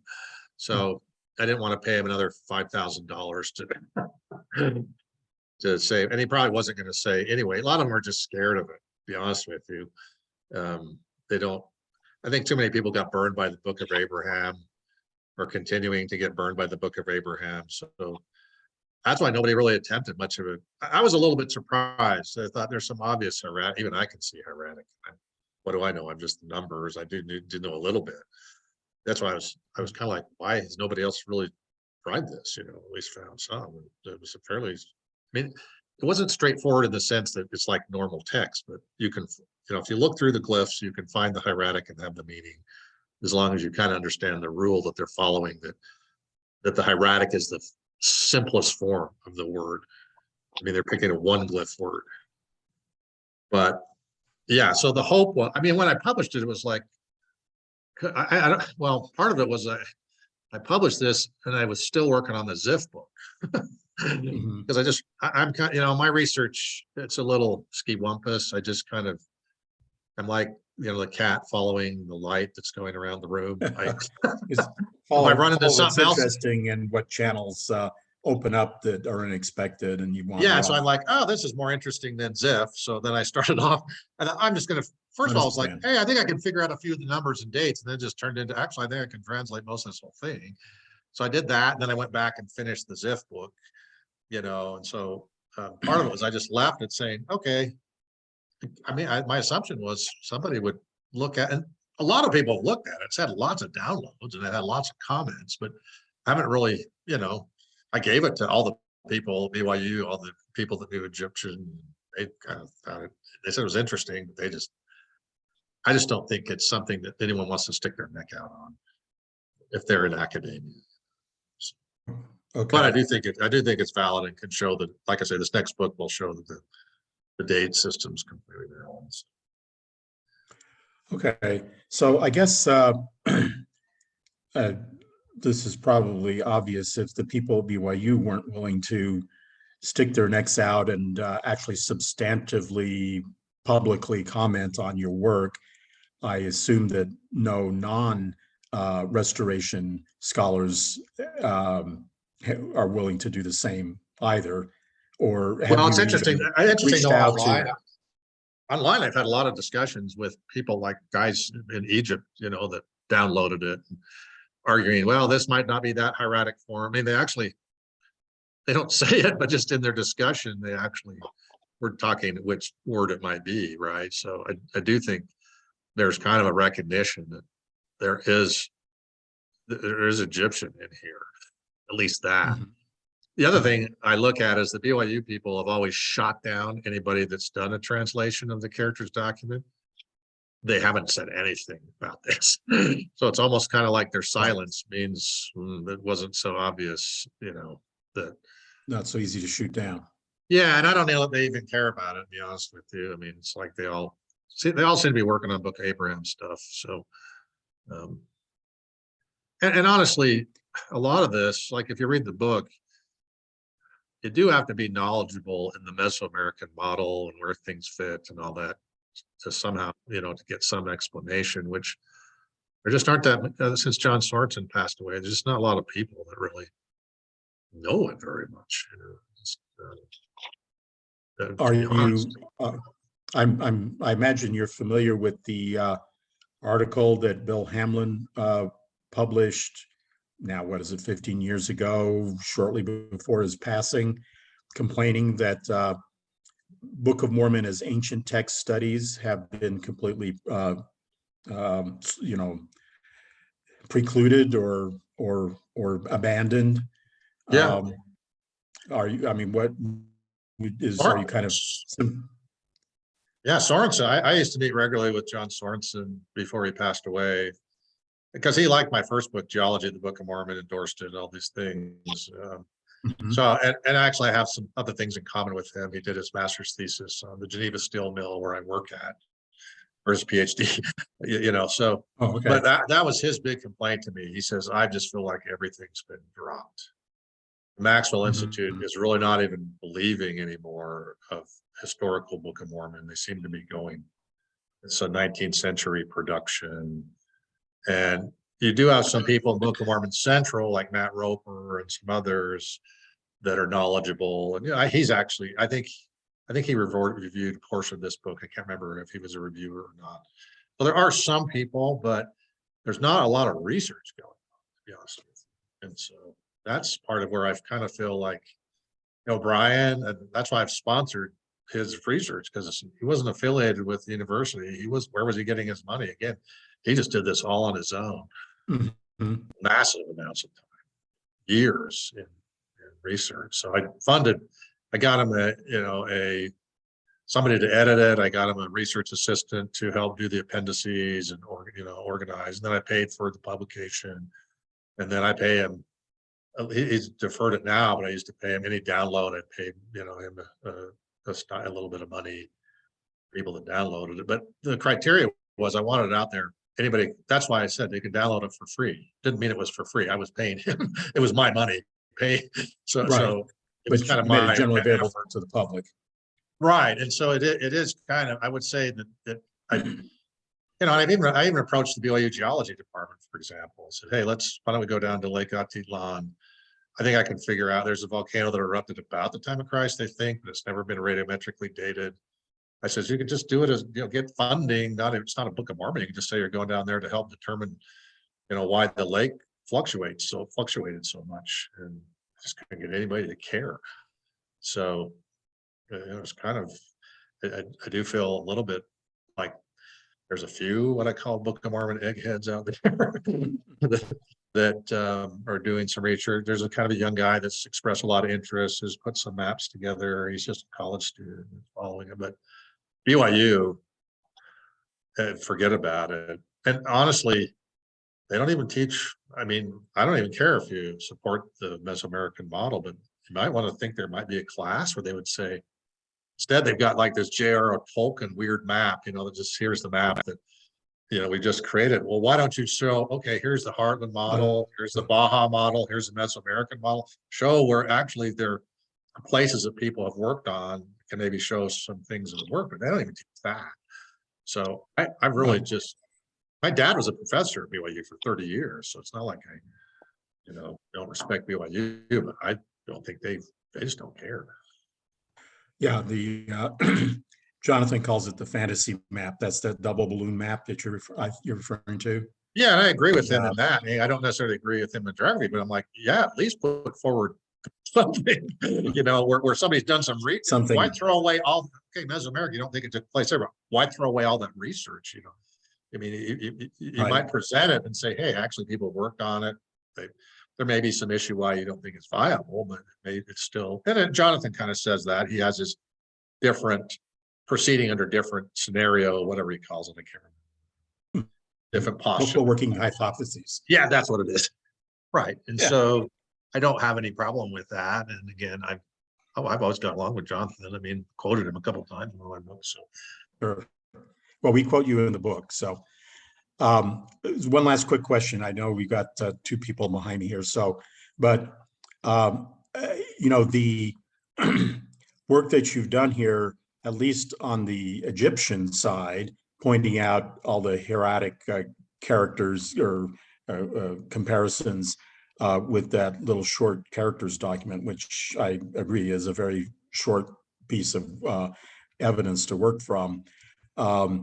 To what extent does that course, I mean, Nibley and Sperry were talking about Hebrew and Egyptian equivalents. They weren't looking at the characters document, but they were talking about Egyptian and Hebrew parallelisms in the Book of Mormon, a long time ago. And these are big questions. Maybe you just want to pass them off for this session. But one, do you think their work in these areas was valid and useful? And secondly, do you see yourself as much or more in that tradition where you're looking at linguistic evidence as opposed to sort of geological and geographic people like Sorensen? Well, I look at it. Well, as far as spare, there was actually, and I talk about this in my book. There was an attempt at the characters document back in the fifth. There were some improvement error articles on it, but it was done by. You wouldn't have asked me, I can tell you. But he had gone through and was trying to show that there was some Egyptian, but he said, well. And he said, oh, there's numbers in here. But he said, because Sperry was pushing that, again, like I was saying, it was just Hebrew written in Egyptian phonetics. He didn't really try to translate it, because he was like, well, until we figure that out, it's obviously we have to figure out all the phonetics of all these glyphs, and then we can see whether it matches a Hebrew word, So again, yeah, they had some thinking on it. I don't think that they were on the right path. Neither of them talk about the characters document. Paul, as you mentioned, there's no publication. I think somebody commented that Nibley said, well, what if we look at it and it ends up being a shopping list, Egyptian shopping list or something? Meaning I think they were kind of like getting fried on the Book of Abraham, push back. And so nobody just wanted to take on, I suppose. And honestly, the provenance, they were like, well, we're not sure if it's Book of Mormon characters or not. But I would say the other correlation I have done is there are 4 glyphs outside of the characters document that Oliver Cowdery, that's in Oliver Cowdery's handwriting, and Frederick G. Williams probably copied that from Oliver Cowdery, and those translated straight from hieratic as well. The Book of Mormon and Interpreters of Languages, and those are not found. Interpreters of Languages isn't found in the Book of Mormon either, so it was probably somewhere on the front plate or something. But those I can show exactly the same thing. Those came from Demotic or hieratic. There's another set of characters I'm also working on. It's called the Frederick G. Williams set of characters. I don't know if you're familiar with it, but it's different lines, and there is some, doesn't look like there's any numbers in there, but interestingly enough, like the bottom 2 rows were copied, but they were copied upside down. You can see the upside, their glyph forms, they're above it.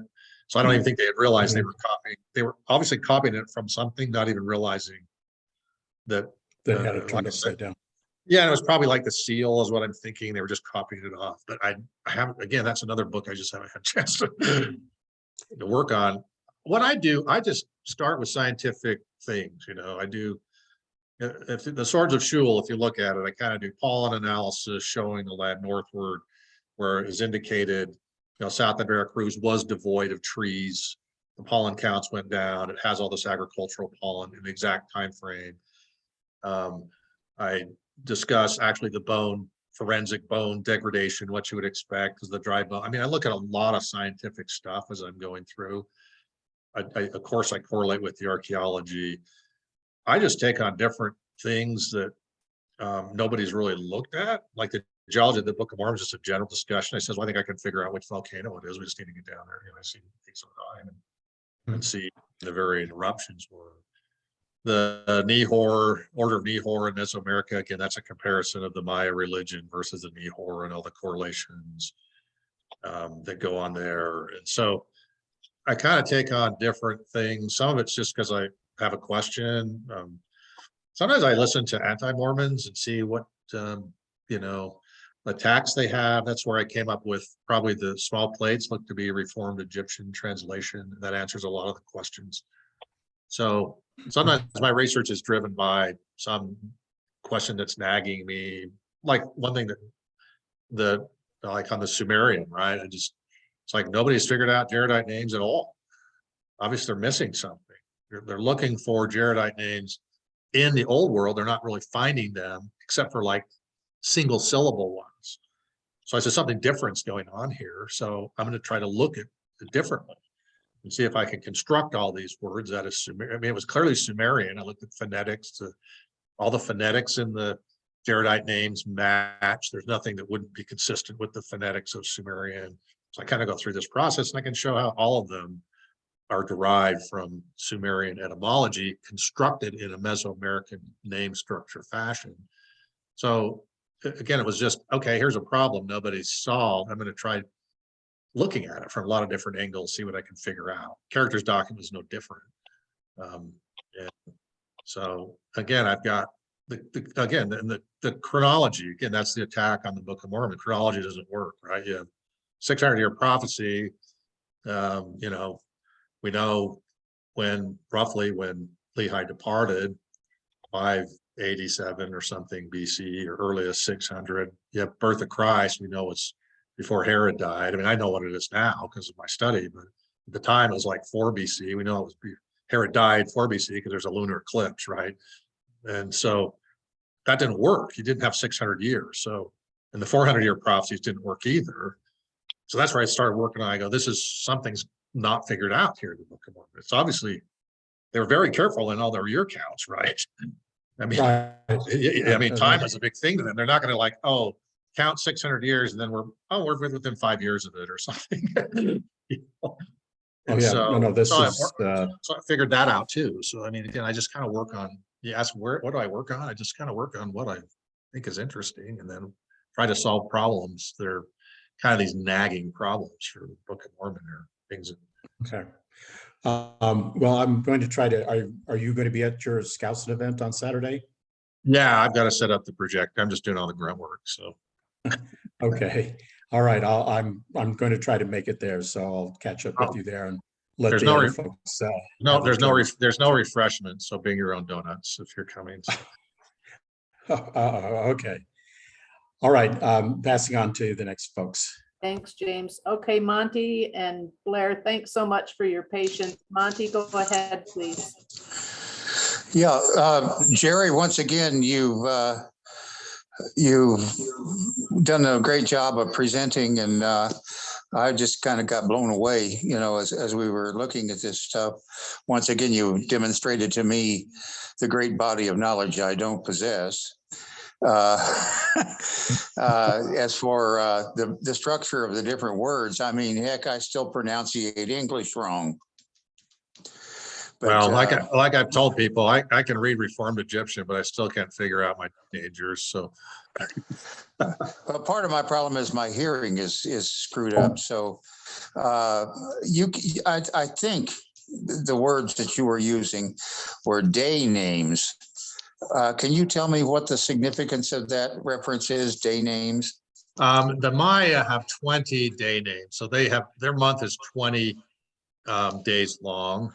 The names of days. Okay. Yeah. And so they, all just right, like we would have Sunday, Tuesday, they have 20 of them. So well, I was trying to figure out, I thought you were applying it to individuals, and I didn't know whether it was just the name a vampire goes by in the daytime or what, I mean. Oh, I see. Yeah. Okay. Sorry. Well, thanks again, and you have a nice evening, and I really appreciated your presentation. Thank you. Thanks, Monty. Okay, Blair, it's your turn. Thanks for your patience. Sure. Hey, Jerry. Hey, Blair. You have a mind that is similar to mine in many ways. I'm sorry, You like I'm take sorry a for, I'm sorry new for you then. subject. You like to take a question and say, where does this go to? And then follow it to a logical conclusion. I recall an earlier presentation you made regarding the destruction and the volcanic conditions of the time of Jesus' crucifixion, and how the diesel engines wouldn't work at 15% oxygen. But people can live on 10% oxygen, and that sort of thing fascinates me because I'm a science-minded guy too. I like people who think outside the box. But as you know, you and I have taken different approaches on the characters transcript. And I want to give you a little bit of insight from my viewpoint, and then asked if you will communicate with me about some of the things that you have found. And I would like to discuss with you outside of this forum because we have not got anywhere near the same kind of a message out of that document. And obviously, there's something wrong somewhere. Yeah, they're not really mutually, they're kind of mutually exclusive. I did mention that, is it Shaw and Jekyll, it's her name? The ones that have done their translation, Yeah. where she used the demotic. I did find about 12 or 13, because she was looking in demotic. So I do think that some of her works correlates somewhat with mine. Obviously, she didn't translate the whole thing. She just kind of tried to derive some meaning out of it. But I actually did find some common elements with her translation. But yeah, your translation, as you lay it down, there's really no specific relation. Right. We have no way of talking about that translation because we're coming from entirely different viewpoints. Exactly. But I would like to understand some of your viewpoints a little better. Okay. But let me lay the groundwork here first. You found numbers in the hieratic. I never looked at hieratic. I originally thought this was going to be demotic. But when I found my connections, it was with hieroglyphics. However, hieroglyphics was the basis for both hieratic and demotic. So they all descended from hieroglyphics. So I think that is a logical thing to look for. But the numbers that you found are also letters. Well, you mean in Egyptian? Or you're talking Egyptian. Hebrew? Well, because Hebrew. Egyptian didn't really have letters per se like Hebrew, they had glyph forms. So it's more of a syllabary and ideographic. So I did a number one in Egyptian was a kind of a crooked finger. That's one And- depiction of it. Yeah. Okay. In the monumental you're talking about. Yeah, Yes. the monumental Egyptian, right. Yes, I'm not talking about hieratic or Right. demotic.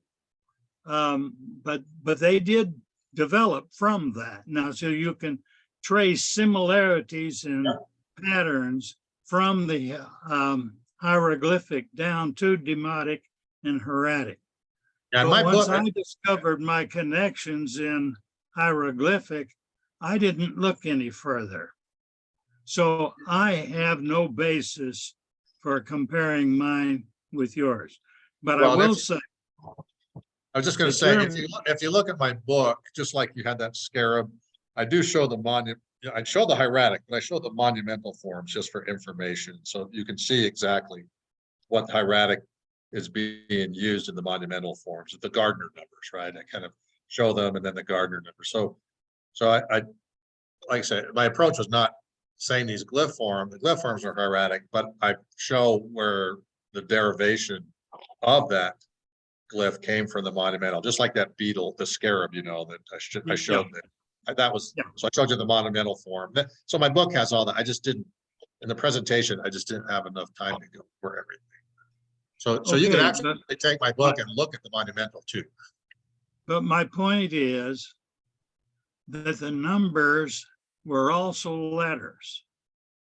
And that is true in Hebrew. Aleph is 1, Beit is 2, Gimel is 3. Yeah, Daleth, those were post-exile. Those were during the exile. Those were done. So when Lehi departed, the Jews did not use, they used hieratic numbers. They didn't have what you're talking about. That was developed after Lehi's departure during the exile, where they assigned numbers to the different letters, which arose for, you know, again, they were still like number crazy, because then they did the gematria or whatever, you know, where every word in the Bible has so many numbers. But yeah, the thing you're talking about didn't exist at the time Lehi's departure. They just used hieratic. that descended from the Aramaic language. That is that writing that the Hebrews use now in the block letters. Yeah, well, some even In say the Babylonian context.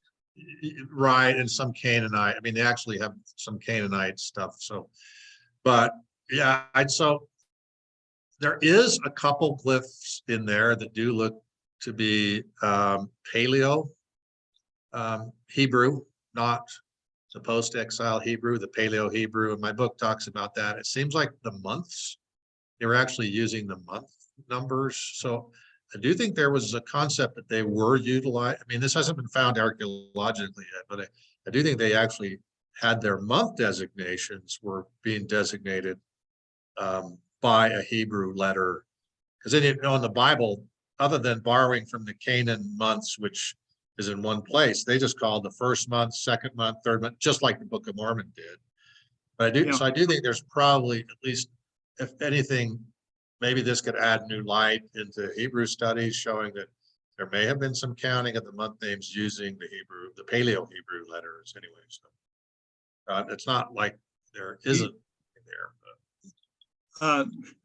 I don't know. I just frankly don't know. And what I would like to know is, did they have a unique character for 1? Did they have a unique character for 2, as we do in our Arabic numbers? In hieratic? That they used the alphabetic numbers to represent their numbers in modern Hebrew. I don't know about that in between world. The numbers that, if you look at all of the archaeological discoveries prior to exile, let's put it that way, they're all like on all the potsherds and all of the things that they're finding in Palestine, they're all hieratic. So they were using the Egyptian numbers. Not saying that they were using Egyptian, you know, there's Paleo Hebrew. So they were clearly had a Hebrew language, but they hadn't really developed their own independent number system as far as we can tell. So when they did, they just used their Paleo Hebrew alphabet or the Hebrew alphabet during the exile. Whether there was Babylonian influence, I don't know, but that's what they did. And so from that point on, the letters did correlate with the numbers exactly. I mean, the interesting thing about like the hieratic numbers, the president of the RLDS church at the time had sent out the character document. You're probably familiar with that. I can't remember his name. And to different Egyptologists. Yeah, and different Egyptologists came back, and one of them came back and says, actually, there are hieratic number sets in here. And he had the regnal king glyph, which I found too. So there were Egyptologists that, when they looked at the characters document, did recognize some hieratic number sets. They didn't do much with it. It was just kind of a comment. They probably just looked at it very preliminarily. Stanley Kimmel met with, it was Hayes, William Hayes, the University of Chicago, and he wrote an article where he actually met with him, and he kind of scribbled some notes where he kind of said, here's the radial number glyph.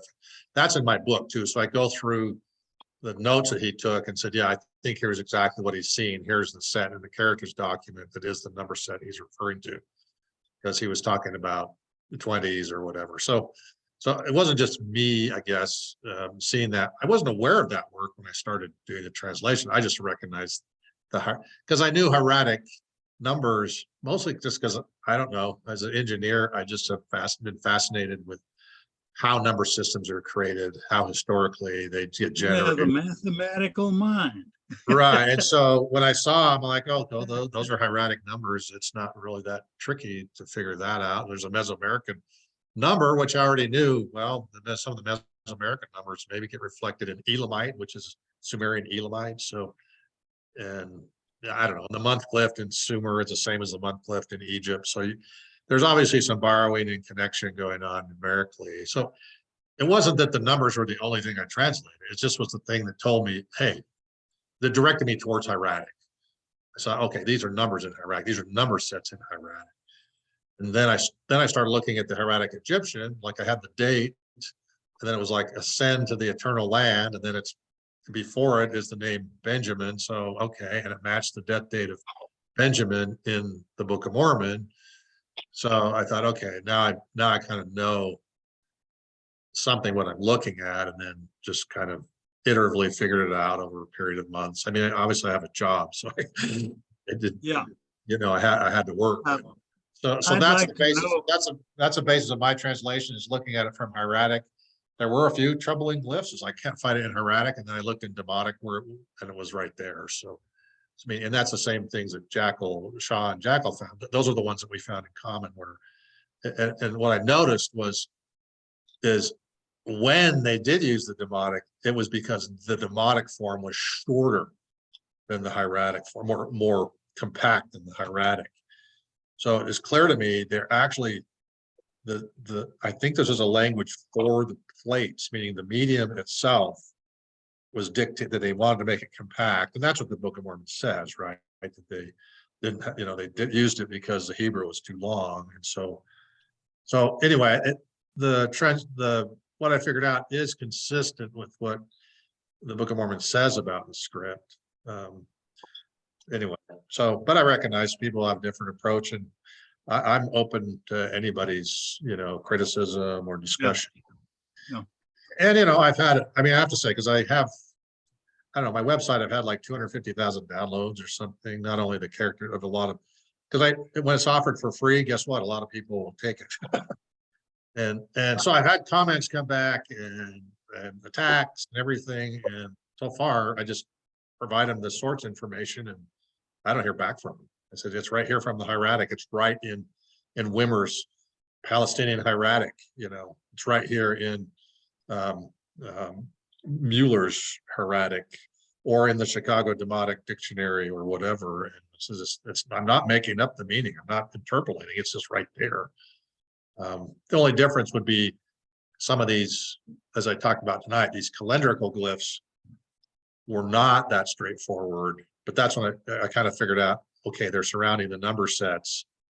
And as I looked at them, I says, oh, that one I reckon that's right from the Maya calendrical marker, So, I mean, I didn't, as I looked at it, like, oh, that's the came to pass glyph, right? That everybody's crowing about. So anyway, that was kind of how it worked out. And again, I'm open-minded to anybody that has a different point of view. But I do document, if you read my books, very academic, very, very dry in a certain way. I don't, nobody cries when they read my book, other than just from their eyes watering. Well, I read portions of it and got some impressions of it early on. And frankly, I dismissed it because it wasn't in agreement with me. But that's no good reason. That's the nature of humanity, I think. I actually did reach out to Shaw and Mary Jo. I just Gagel. Yeah, yes, because somebody told me they were working, they'd been working on it. And so I actually tried to send an email saying, hey, if you know, I don't know, because they published their book after mine. So I wasn't sure Yeah. what, so I was actually willing to corroborate and see what they had and incorporate it into, so it's not like I'm, for me, it's not an ego thing. I don't really care. I just wanted, if, hey, if this is information, it's interesting and people can follow it.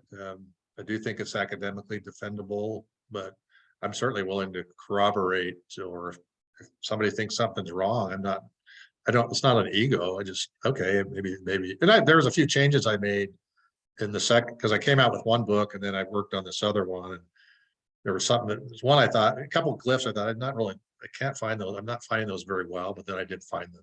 The scarab was one, meaning I didn't really have a great explanation for that ADI, but then as I said, okay, it's not straightforward hieratic, it's something that they've taken out of an hieratic form. And so I just looked at all of the glyphs that could mean since it happened or whatever, and there it was. Like, oh, okay, that's obvious what's going on here. But so I don't pretend to know, like a lot of the questions about like the grammar, I don't, again, I'm not,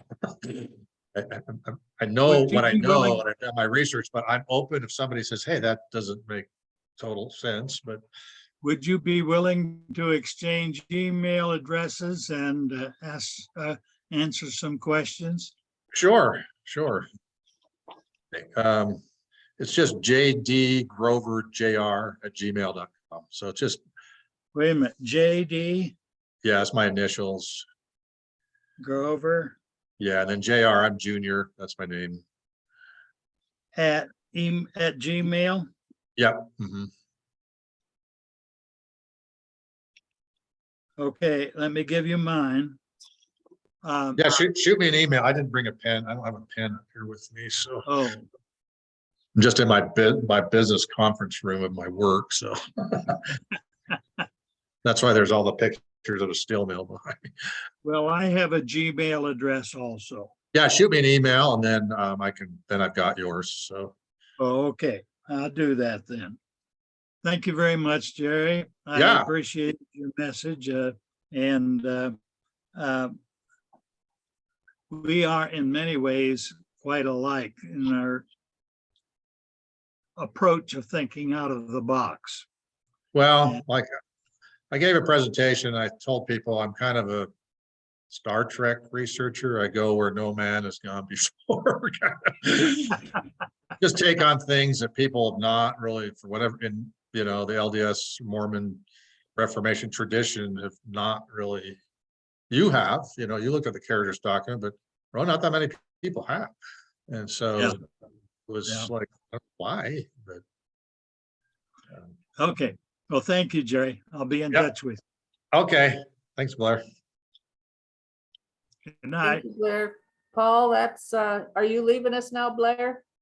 Yes, Okay, have a good night. Thank you. unless somebody wants to ask me a question. Okay, All the discussion between you and Jerry, if you wouldn't mind including my Gmail in the exchange, I'd appreciate it. you'd All like right, to so- know what we're talking about. I'll be glad to carbon copy you if it's all right with Jerry. That means I have to tone down my colorful language is what that means. So Paul's gonna see Okay. it. I don't want to offend Paul. Well, it's okay if you offend Blair. Let me ask one more question because that's the prerogative of the host. We're talking here about a whole lot of research that hasn't been done. And here we are in a forum that appreciates a range of perspectives. How do we proceed to help motivate people to do the kind of research that allows for the expansion of information about the historicity and archaeological veracity of the book when we seem to be up against a very popular scientific position that says that it is not supportable? Well, I think that's kind of a good question, but it's partially, it's just money, you know, I mean, I hate to say that, but people don't. There is research goes on of independent, you know, Reformation people, that kind of thing, but it's not very well too organized, and it's kind of, and it costs money. Like for me, well, it cost me a lot of money to publish these books and have them edited and do the research and, you know, buy all the old, you know, all the dictionary. I mean, even the hieratic dictionary wasn't available online. I went to BYU library, scanned the whole thing in. Took me weeks, you know. The Mueller's, now it is available. I gave it to other people, but it is time consuming. A lot of these projects, Book of Mormon, you know, scientific study, even the geology book, you know, looking at all those volcanoes, I mean, hundreds of them, looking up the literature on all of them. So that's why I thought if BYU or some other entity would dedicate some money towards, they don't have to have a Book of Mormon major or anything, but just maybe say, okay, we're going to sponsor and fund some studies. You just don't get that. And even Sorensen, you know, he pretty well, they had farms, which they raised all this money from farms. That got swallowed up by the Maxwell Institute. Now they don't even believe it's historical. So they took all those donors, and I don't know. You have the, you know, Book of Mormon Central, they've got a lot of money, but they're mostly interested in dissemination, not original research. So like Brian Stubbs, for example, he did get, John Sorensen gave him some money from farms originally, a little bit of money years back. So there was some, but now there's really nothing. It's just, and so I think you're really going to have to, and looking at the LDS Church, for example, unfortunately, they came out and basically said, we don't want, kind of threw cold water on it, basically said, we don't really want to take side, we don't know the geography, and we're tired, you know. I think it was kind of the Heartland Mesoamerican battles going on. They just said, listen, don't even talk about it in church anymore. And some people interpret that, well, you know, they said, why are you working on that? Churches said that you're not supposed to be. I'm like, well, they didn't really say that, but it's not really, I'm just saying that the churches itself doesn't support it financially. BYU doesn't support it financially. So it's really just left to the private people to come up with something. Like, I don't know, like we're like the Mansion House project, you know, where did the funding come from that, Paul? I Don't have any. Yeah, exactly. That's what, right. So just kind of these labors of love, right? Or people that are interested. And so It's taken 40 years. yeah, and I've even said, like BYU, I'm kind of like, you know, all the Jewish universities have Bible studies. Why don't we have Book of Mormon studies? Come on, this is kind of ridiculous. And but I went to the geology department and I said, hey, why don't we do this project? And he says, well, all our money comes, we're working on global warming stuff, you know, so, 'cause that's where all their money comes from. And so I'm like, okay, I guess you don't really care about the Book of Mormon, you care about global warming. It was just frustrating. I don't know. Wade Miller, he's, you know, that horses article, he's originally from BYU. And so there are some people doing their own research, whether you think it's good or not. I mean, at least they're trying. So Had the presentation by Eric Turner, whose research strikes me as being very compatible with yours. He was putting the puzzles together using all of the Book of Mormon geographical phrases. And that's one I'd like to see the two of you guys get your heads together, because he's a young man with potential to do a lot more with it. And those of us that are getting so old to have less and less of that. And so, well, how old do you think I am, Paul? I'm not a young whippersnapper any. I'm 60 years old, so I've got. I hope that you're approaching retirement too. Yeah, so I'm, you know, it's a conundrum. I basically have just dedicated a certain amount of my money to doing Book of Mormon research, helping Brian Stubbs. You know, if I find research that really doesn't have any potential to be supported by a university, if it's independent, I think it's good quality, I'll support it. I do support Skousen's project, because Skousen's independent too. He relies on donors to do his work. BYU didn't really sponsor anything. In fact, they kind of fought him on it. And truth be known, and the LDS Church wasn't too hyped about it initially either. So I've kind of supported Skousen's work, because I do think it's important. I want to thank you especially for supporting Brian Stubbs, because that linguistic archaeology is just awesome in my view. I have tried to contact Skousen to see if I can get him on the forum and have not gotten a response back. One reason he is so busy, he's trying to finish, he's got all the books he's got to get out. And so I don't even bother him much. He wanted to do a presentation, which I'm sponsoring, mostly just because to help with fundraising and let his supporters know where his project is. And I mean, if you see it, I think Book of Mormon Central is going to videotape it, but that's one reason. And I was going to work on a project with him on Book of Abraham, which basically the original text of the Book of Abraham. That's another thing that hasn't been done that I think needs to be done. You have all these people arguing about it, but nobody's really done an original text analysis of it. Oh, that's fascinating. You know, and so that's another one in my queue. That's one reason, like the characters document, I haven't really gotten back to it, other than, you know, when I'm working on the chronology, because the chronology, I'm showing a lot of new things in that book. I've got this other Frederick G. Williams characters document. I mean, again, do I have the time to work on that? I've worked on it some, but I do have like a queue of research that I'm interested in getting done before I, you know, meet my maker. And it's, again, it's stuff that I kind of feel like nobody else will really take on. The chronology, it's interesting. The only other person really been working on chronology is Spackman. And again, he's just an attorney on his own, doing his own work, independent. So they're, like I'm saying, the people that are working on Book of Mormon academic level grade stuff is all mostly independent. Just people doing their own research. And As much as the forum can provide a voice for them, I really appreciate that you've been able to do that. And any of these people that you think ought to be invited, I'd appreciate the connection to provide them the forum if they'd like it. yeah, I think Royal's issue, he's just so busy, he doesn't hardly do anything, any presentations to anybody. Yeah, he spends all his work and time just going through, you know, because his project's so detailed, so data, I mean, so much information. How about this fact that you mentioned? What's that? You mentioned somebody that's doing chronology that is. Spackman, I talked to him like a year ago, but then I haven't been able to find him. He went on a mission. He has an online kind of book. He's got Book of Mormon Chronology Net, but it doesn't really have, you can't really contact him off the website.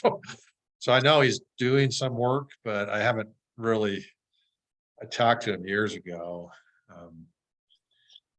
You know, I do work, like I say, there are a few people at Book of Mormon Central that I bounce some things off of. I do have to try to find people to review my books. It's hard. I used to go to a third party, not, you know, outside LDS or outside restoration community. They were just, you know, scientific people or whatever, blind, you know, they come back with, you know, comments and work, all that. They were helpful, but some of them just hated the Book of Mormon or thought it was a joke. So I do try to seek other, you know, academic review, but it's even hard to find people to review your work because there's so few people anymore that know enough to even do a detailed review, like Book of Mormon geography. Like you reading Swords of Shul, I appreciated that because you actually have some knowledge, so can say, oh, it's actually, it shows some new things and correlations, but there aren't really any other people that I find that know enough to even appreciate the work. You know what I'm saying? I appreciate it again here this evening. You're tying the fish head from Uncle Sam at La Venta to Mulek. That's a fascinating corollary. And yeah, and then like I said, it goes into the Maya with the fish, you know, as the day name. So yeah, there's obviously things going on really early. You know, I can't trace them all. There's, again, problem is same problem like Olmec archaeology. Nobody's even working on Olmec archaeology hardly anymore. You know, there's not very many new publications. A lot of them were just older archaeologists or retiring or passing along. And so you get a lot of Maya work. There's such a world of fascinating stuff there, and Yeah. if I could only put a few more lifetimes together with it, that's where I would put some of my major focus. Well, and part of it, like the Maya gets all the money because that's where all the tourists go, right? And so they're interested in, and they can go get funding. It's sexy. You know how archaeology is. It's easy to get money to go build a temple, an Indiana Jones kind of thing, but to go do a survey of residential structures outside of a city, nobody, colleges have to provide money. Can't go raise money. Nobody gets super excited about that. So. Wendy Bacon was one of my students at working on the Mansion House, and then she got her PhD in archaeology. But of course, went into Maya studies instead of Olmec, in spite of my encouragement. Yeah, and so there are a few, but a lot of them are just retired. Pool and some others, a little bit, but that's kind of what I'm. Even John Sorensen, he kind of had to do his own thing, but he didn't really go down there a lot. He really didn't go down like his last 30 years. But what he tried to do was look at the new findings, try to incorporate it, into the Book of Mormon. We don't really have anybody like that either. Basically is just trying to take any new studies and see whether they correlate. I mean. Then the other problem is like John Clark, he knows Olmec stuff, but he said he's going to write a book. But a lot of them get retired and then they just don't have time to write the book or what have you. And so, maybe he'll come out with some things with some more Olmec correlations to the Book of Mormon. Hopefully, I mean, he knows Olmec way better than I do.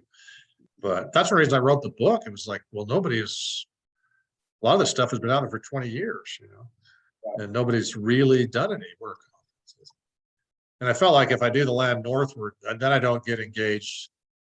Forget the Heartland battles. There's the Usima Sinta and the Grijalva people. Nobody doing original research, but at least they agreed the land northward was probably Olmec, right? So I figured at least I'm not going to engage all that battle between those parties that are arguing. I can just write the book and I don't have to field all these attacks, from somebody else. So I don't know. And I just found the Olmec really fascinating, to be honest with you. So let me thank you for what you have been doing and for the contributions you made with our forum. I would say it has come to pass that this evening there have been 5 of us that have been asking questions, and it's taken us over an hour. It has come to pass that we're approaching 10:30, and I need to prepare dinner for my wife. Yeah, well. And I need to go back and read some more Maya glyphs. So good night, the Lord is watching o'er you. Good night, his blessings go before you. Good night, and we'll be praying for you. So good night, may God bless you. Good night. good night. Night, Jerry. Thank you. You're welcome. Good night, everyone. Night.